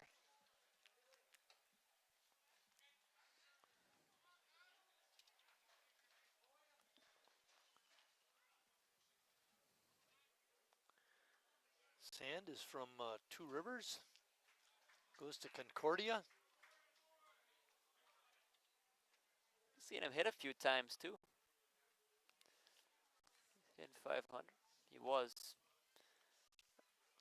in 1 for 3. Breaking ball in there for a strike. So, seen him play second base a little bit. Once or twice come in. End of games. I wonder if his one pitching performance was on the road, because I don't remember him I don't pitching. either.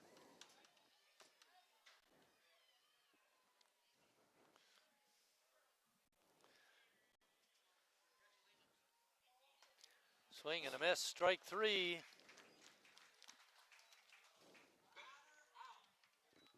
Golden sombrero. Oh no. Explain what the golden sombrero is in case the fans don't know. 4 strikeouts in a game for Kevin Shainbach. Is Platinum 5? I would think so, yeah, I think that's right. And also, Nolan Sand's first strikeout of the season.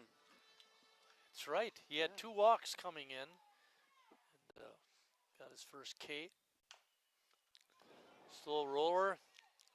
Wagner. And give Kistang an infield hit. That was a very tough play. Wagner made it close. And the bases are loaded. Tim Moyer coming out, telling him to ask the home plate umpire if the first baseman, Witek, held the bag.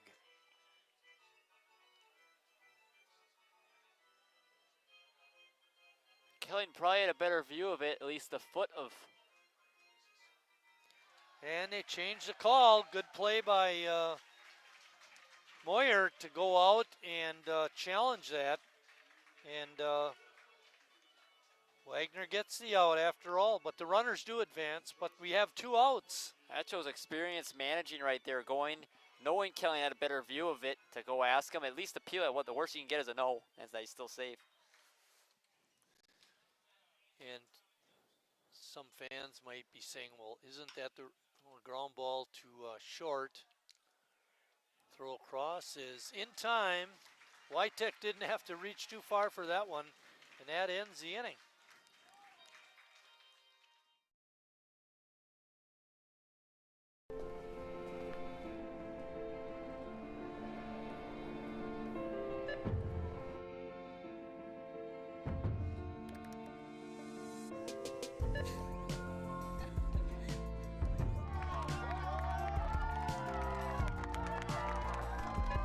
Whenever you shop Meijer, you help support programs like Boys and Girls Clubs and Girls Who Code that show kids they can dream anything and do even more.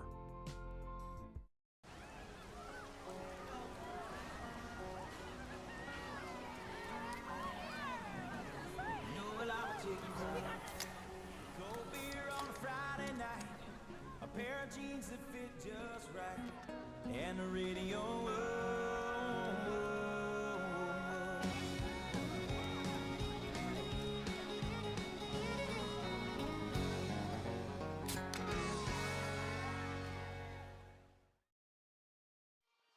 Before we go to the bottom of the 7th inning, it's trivia time. Tonight's, I should say, question is, this Hall of Fame pitcher now makes the Hall of Fame plaques for the new inductees? Ooh. Good one. Good guy. He's also going to do the frying for the Old Timers Picnic next Monday. Wow, does it all. Yeah.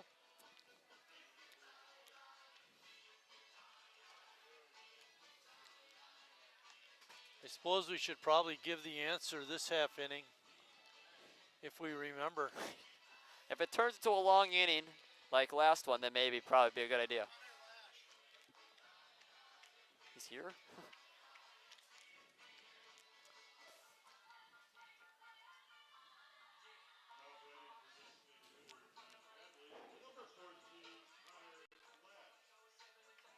Connor Lash batting, pinch hitting for John Hadley. Connor, as we mentioned earlier, leads the ball club in home runs with 6. Also hitting a robust .342. Yeah, number 2 in RBIs as well behind Harry. Number 2 in a lot of things, also average and doubles behind Harry Stout. I was going to point out, we had that appeal play. Tim came out and asked the base umpire to ask his partner, whether the first baseman held first base. It's not the responsibility of the home plate umpire to overrule his partner. Either the partner has to appeal to him, or Lash gets hit by a pitch, he'll go to first, or like Tim did, come out and appeal it. So Kelling did the right thing, not making a call, waiting for his partner to come down and ask him. And even if they go and appeal and Kelly knows he held the bag, that doesn't mean that he can just sway the base umpire's thinking, because he obviously has authority in that situation like you were mentioning. Right. Alex Ames is up. Alex 1 for 3 in the ball game. Takes that first pitch up high. Also a great job by Sand to get out of that inning. Gave up the first 2 runners on with a walk, and then also the E5. Wasn't getting much help, and all of a sudden he locked in, got that strikeout of Shane Bach. And then obviously the appeal, and then another ground out. Count is 1-1.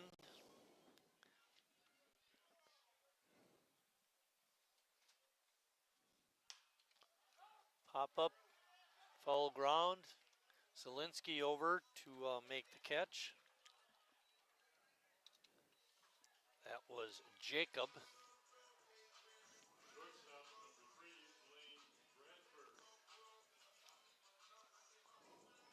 Bradford was one of the 2 runners, he and Casper, that scored on Jimmy's double in the 6th. Bouncing ball up the middle, Zielinski to second for 1. Relay is not in time.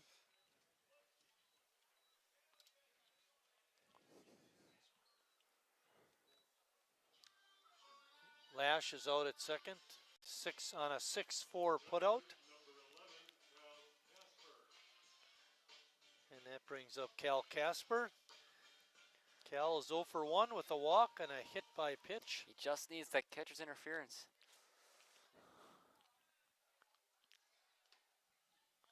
Mentioned earlier, he's yet to have the ball in play. A strikeout, walk, and hit by pitch.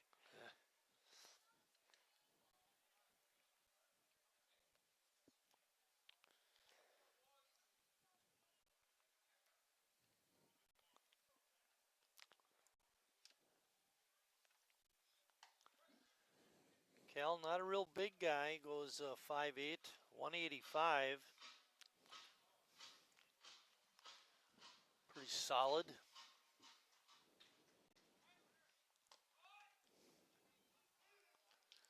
Throw's not in time. Stolen base by Bradford, his 4th. The Cardinals had a few chances to get runners tonight.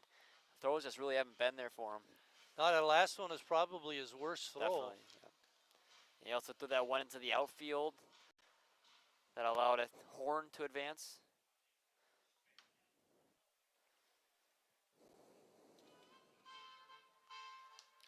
What amazes me when I watch major league games is how well they all throw. That's really, I mean, you know, and you look at some of the catchers and how they throw down, it's just amazing.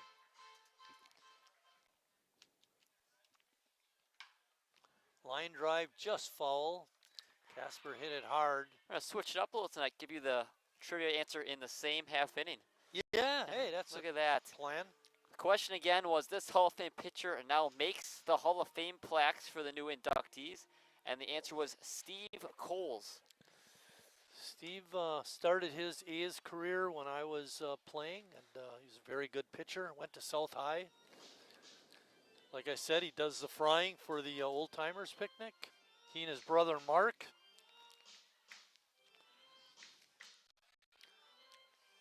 And now he makes, you know what else he does? He's really good at making ships, model ships. He had a couple of his pieces of work up in the Maritime Museum in Manitowoc. Just out of wood? Yep. I think that's how I do it, with wood. But awesome.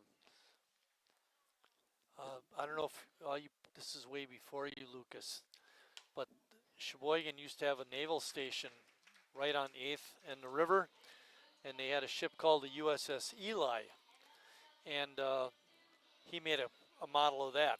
Really? Yeah. You've done like the Titanic or any like big time ships? Nah, not that big. Casper draws the walk. Bradford on second. Casper now on first. Whitek. We have 2 outs. And Ty Whitek up.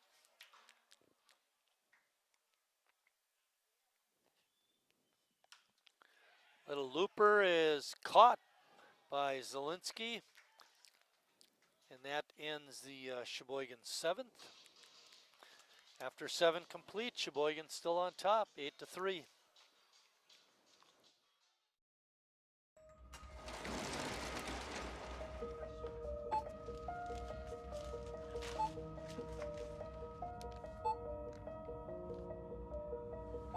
Whenever you shop Meijer, you don't just feed yourself or your family. You help support programs like Simply Give that feed our neighbors in need. Thank you.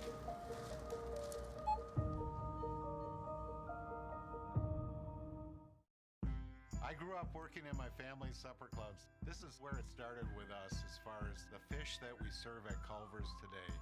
We source the finest cod and batter each fillet by hand and always cook it to order. That beautiful golden brown color and flaky on the inside. The fish fry is a Midwest tradition. It's about families coming together. I love bringing this tradition to guests everywhere. Mom and Dad would be proud. Welcome to Delicious. Wingism number 1, the Flavor Saver.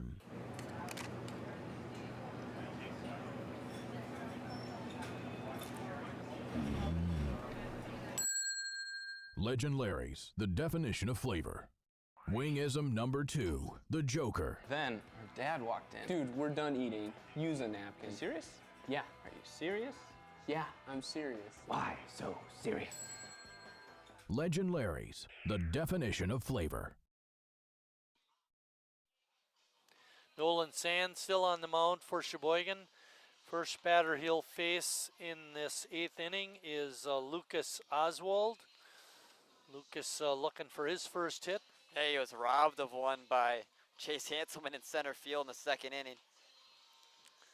The guy who really got robbed Yeah, that's was A.J. Kisting. I believe that was the second diving catch that Hanselman had made. And this game would be a lot different right now had that play not been made. That was 2 runs if he doesn't make that catch. And a runner in scoring position still. Who knows? Slow roller. Ooh, good quickness by Sand. Gets back to his feet and makes a fine play over to first. Fielding your position to a T. Yeah, exactly. I wonder if he was a basketball player. Not an easy play with it coming up the mound like that. Well, and then, you know, when he slipped and fell, he still had the presence of mind to straighten up and make a good throw. Eli DiCarlo is up.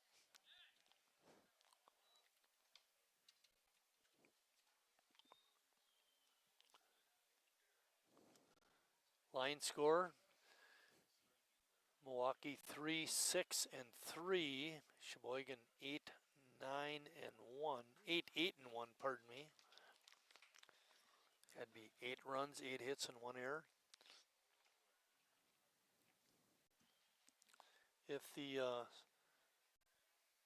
score's called strike 3, DiCarlo didn't like it, but it was a great pitch by Sand. The way things stand right now, Gavin Goronsky would get the win. And if Sand pitches the 9th, he could be in line for a save. It'd be his first one, as it being just his 2nd appearance. ERA's got to be way below 36 too. In his one game, he did not take the loss, despite not pitching to his best. You said he gave up 4 earned runs in that first outing? 5 total runs, but 4 earned. 4 earned. But only the 1 hit, which is really interesting. 4 earned. Well, he needs to pitch the 9th, get him out 1, 2, 3, and his ERA will go down to 9. From 36 to 9. Ball is struck hard out to center. Hanselman is there and makes the catch. And it's a 1-2-3 inning for Nolan Sand. Sheboygan coming up. Every time.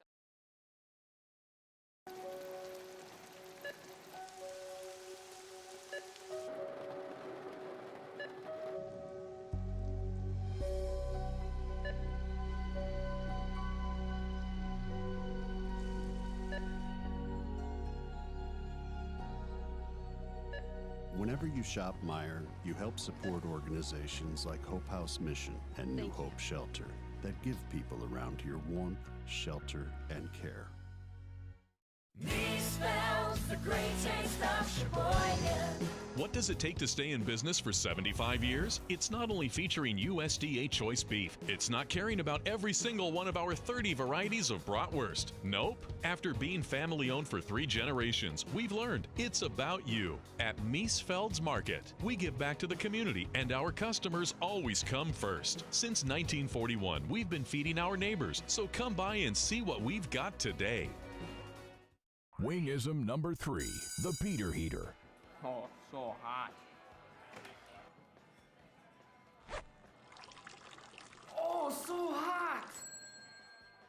Legend Larry's, the definition of flavor. Wingism number 4, tea time. What are you, having tea with the queen?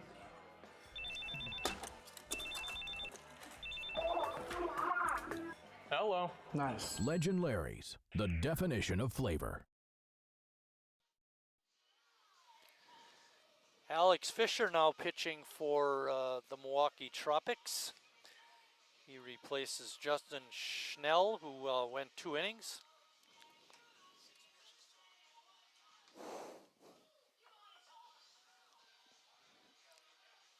Hanselman.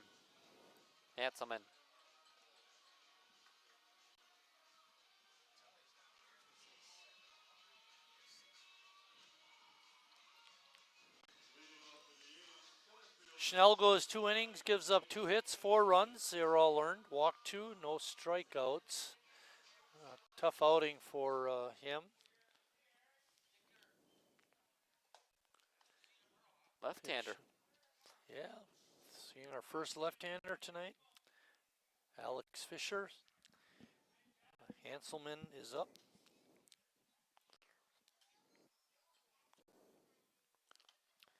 What's a UW Milwaukee? Fisher.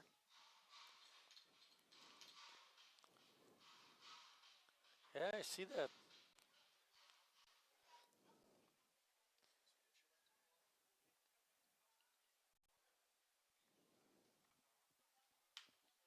Also, they're the Rock League Baseball Pitcher of the Year last year. So last 2 years they've had the Pitcher of the Year with the starter, Perzak, and then now Fisher, 23 and 24. Also mention that he played baseball at UWM. I would suspect that's not club baseball, it's a regular varsity team. Because he specified. Hanselman goes down swinging. He specified this one. Okay. So I assume so. Oh.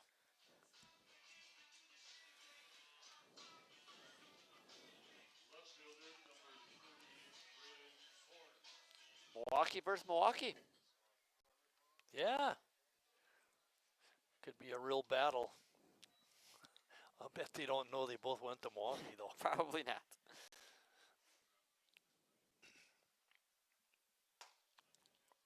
Horn's had a good night tonight, though. He has. 3 for 4. You know the only negative? They're all singles. Hit's a hit.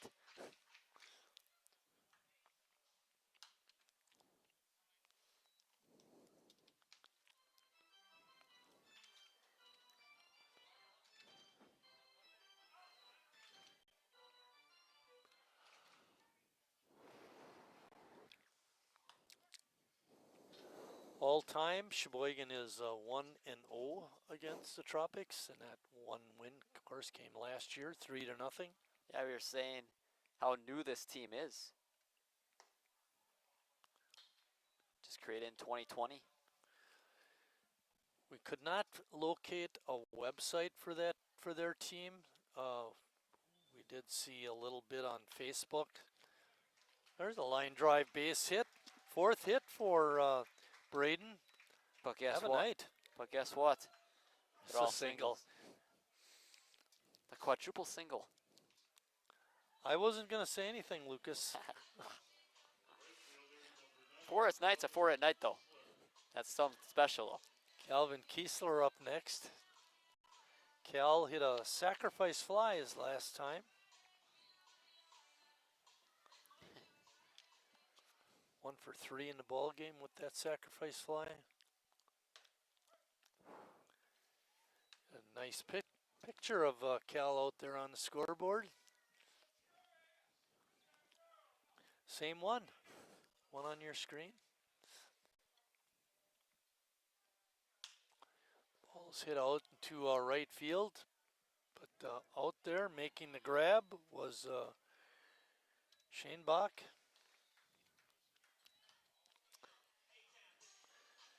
Kevin has not been very busy out there. That was his first catch of the ball game. Wagner's up.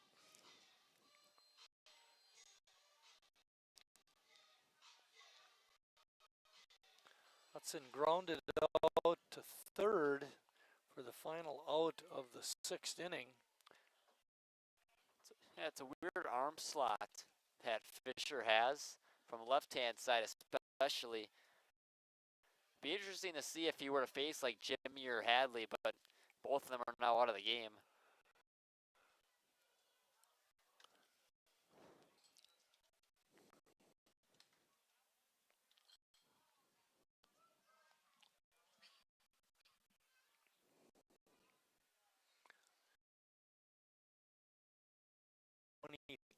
22 against 22.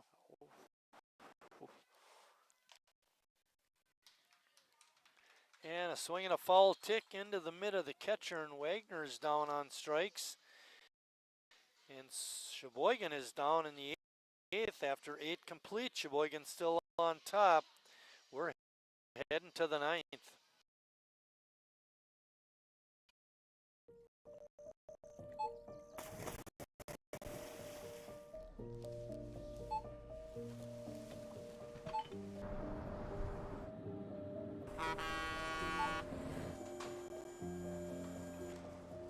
Whenever you shop Meijer, you shop for more than yourself. You help support sustainability in all our communities. Thank you. Today, tomorrow, and for years to come.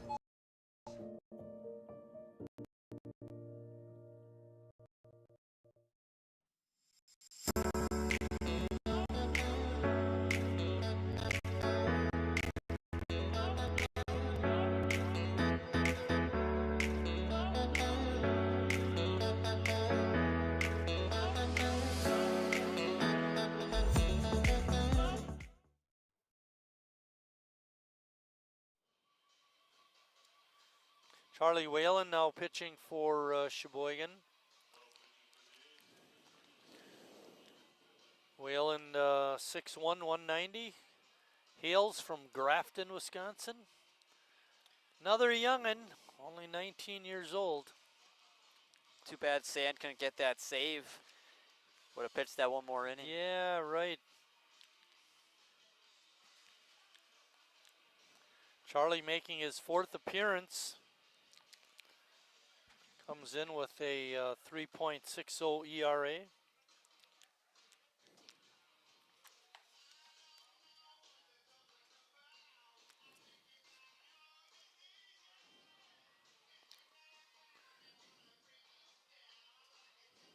Nolan in his 2 innings gave up no hits, no runs, did walk one, and had a couple of strikeouts.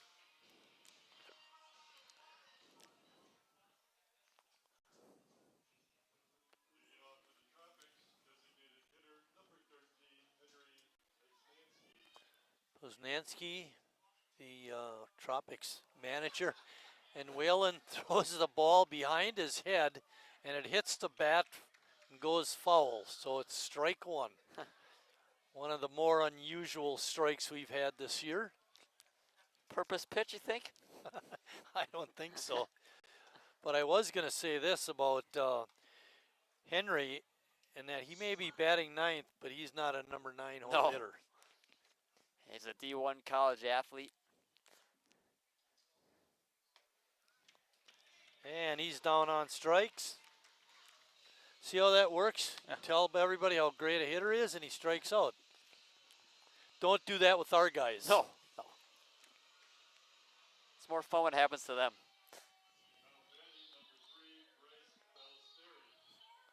Baliseri.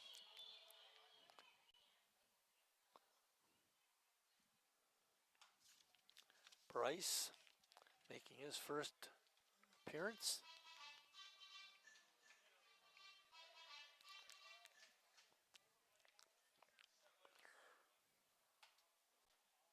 Bryce attends Truman State University. He's a freshman, or just finished his freshman year. Be class of 2028. Or that would make him a sophomore. And he's down on strikes.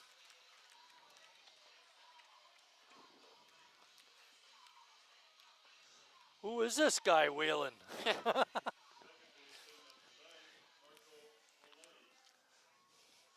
Marco Paletti's up. 2 outs and 6 pitches. You think he got him? Yep. Going for the immaculate inning. I don't know, can you get an immaculate inning really when you throw it behind a guy's head and you get a strike that way? Oh, they're all mad at me now. Sorry, guys. Try to do it quietly. 1-1 is the count.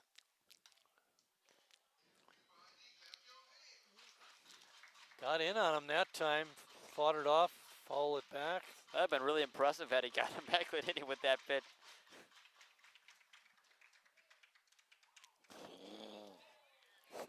It looked like he was aiming for A1.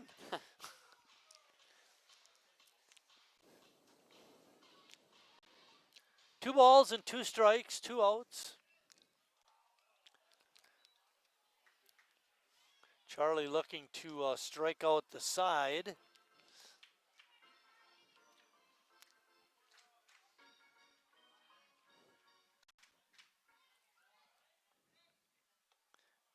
And Folletti draws a walk. Command kind of just all of a sudden just disappeared in that at bat. He had been looking really good ever since he hit the foul off of Poznanski's bat. Throw it behind your head more often. The last 3 weren't really close to play. Maybe he just wanted to, oh, no. Devin Fish is up. Devin pinch hitting for Schenenbach. They wanted to spare him. Didn't want to give him the chance at the platinum. Well, that was pretty nice of the coach. First pitch is a strike.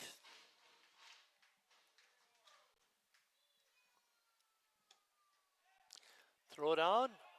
Ooh, almost got him. What a throw by Casper. A lot of times on those back picks, you see them go into right field or they don't even throw them, but that was a really great job by Casper. Threw it right in the money.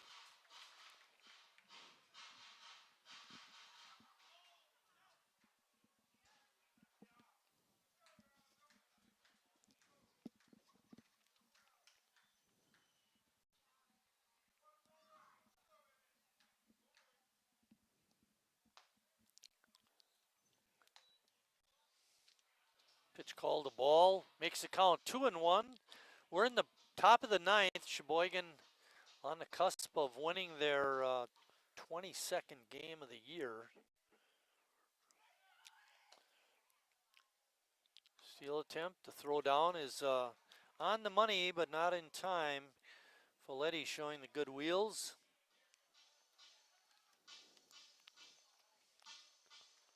I mean, at this point, you're up by 5. He was going on his own, by the way. Yeah. There's no coaches either at first or third.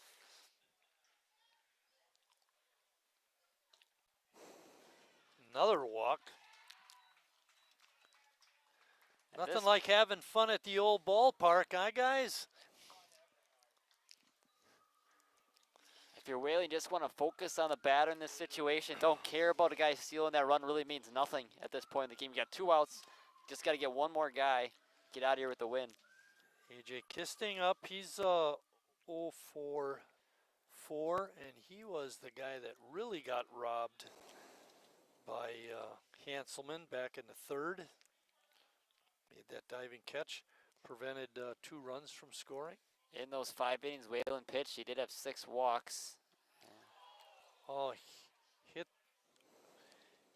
Kisting on the shoulder, and this is not good. Guess we shouldn't have brought up the immaculate inning. Holy cow. Everything. Tim Moyer coming out.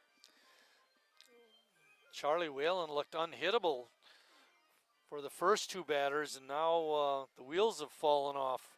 Walk, and a hit by pitch. And Gabe Zielinski, the shortstop, waiting to step in and hit. He only had 2 strikeouts coming in 5 innings, so he's doubled that total. But he's also got an added 2 walks and a hit batter. Yeah, tying run is now on deck.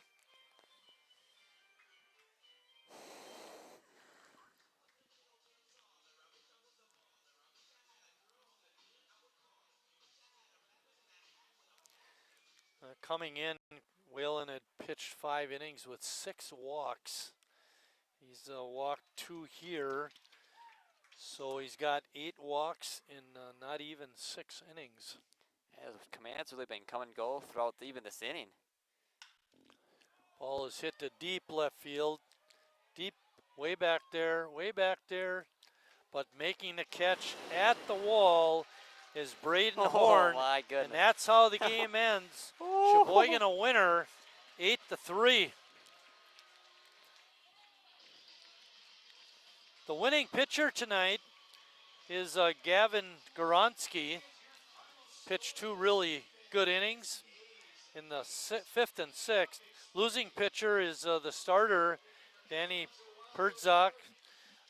Big hit for Sheboygan was the 3-run blast by John Hadley. Also, Jimmy's 2-run double in the 6th provided us a little bit of a cushion. Your thoughts about tonight's game, Lucas? Yeah, the A's really got the offense going. About every 2 or 3 innings, it kind of looked really good. And they end up with 8 runs on 9 hits, so a solid day offensively and all. And the pitching staff was really good. A couple innings were a little iffy. The 3rd and 4th, they gave a couple runs. But other than that, everyone that came in did a really nice job. And Whalen, even though they lowered the bases, still got out of it with the scoreless inning. Good Our win next for Sheboygan. broadcast is going to be Saturday, tomorrow, July 19th, when we host the Chicago Clout in a doubleheader that starts at 2 o'clock. It'll be Meyer Family Day. You want to get out here for that. Final score here tonight is 8-3 for my partner Lucas. I'm Mike saying thanks for watching, everybody, and we'll see you down the road.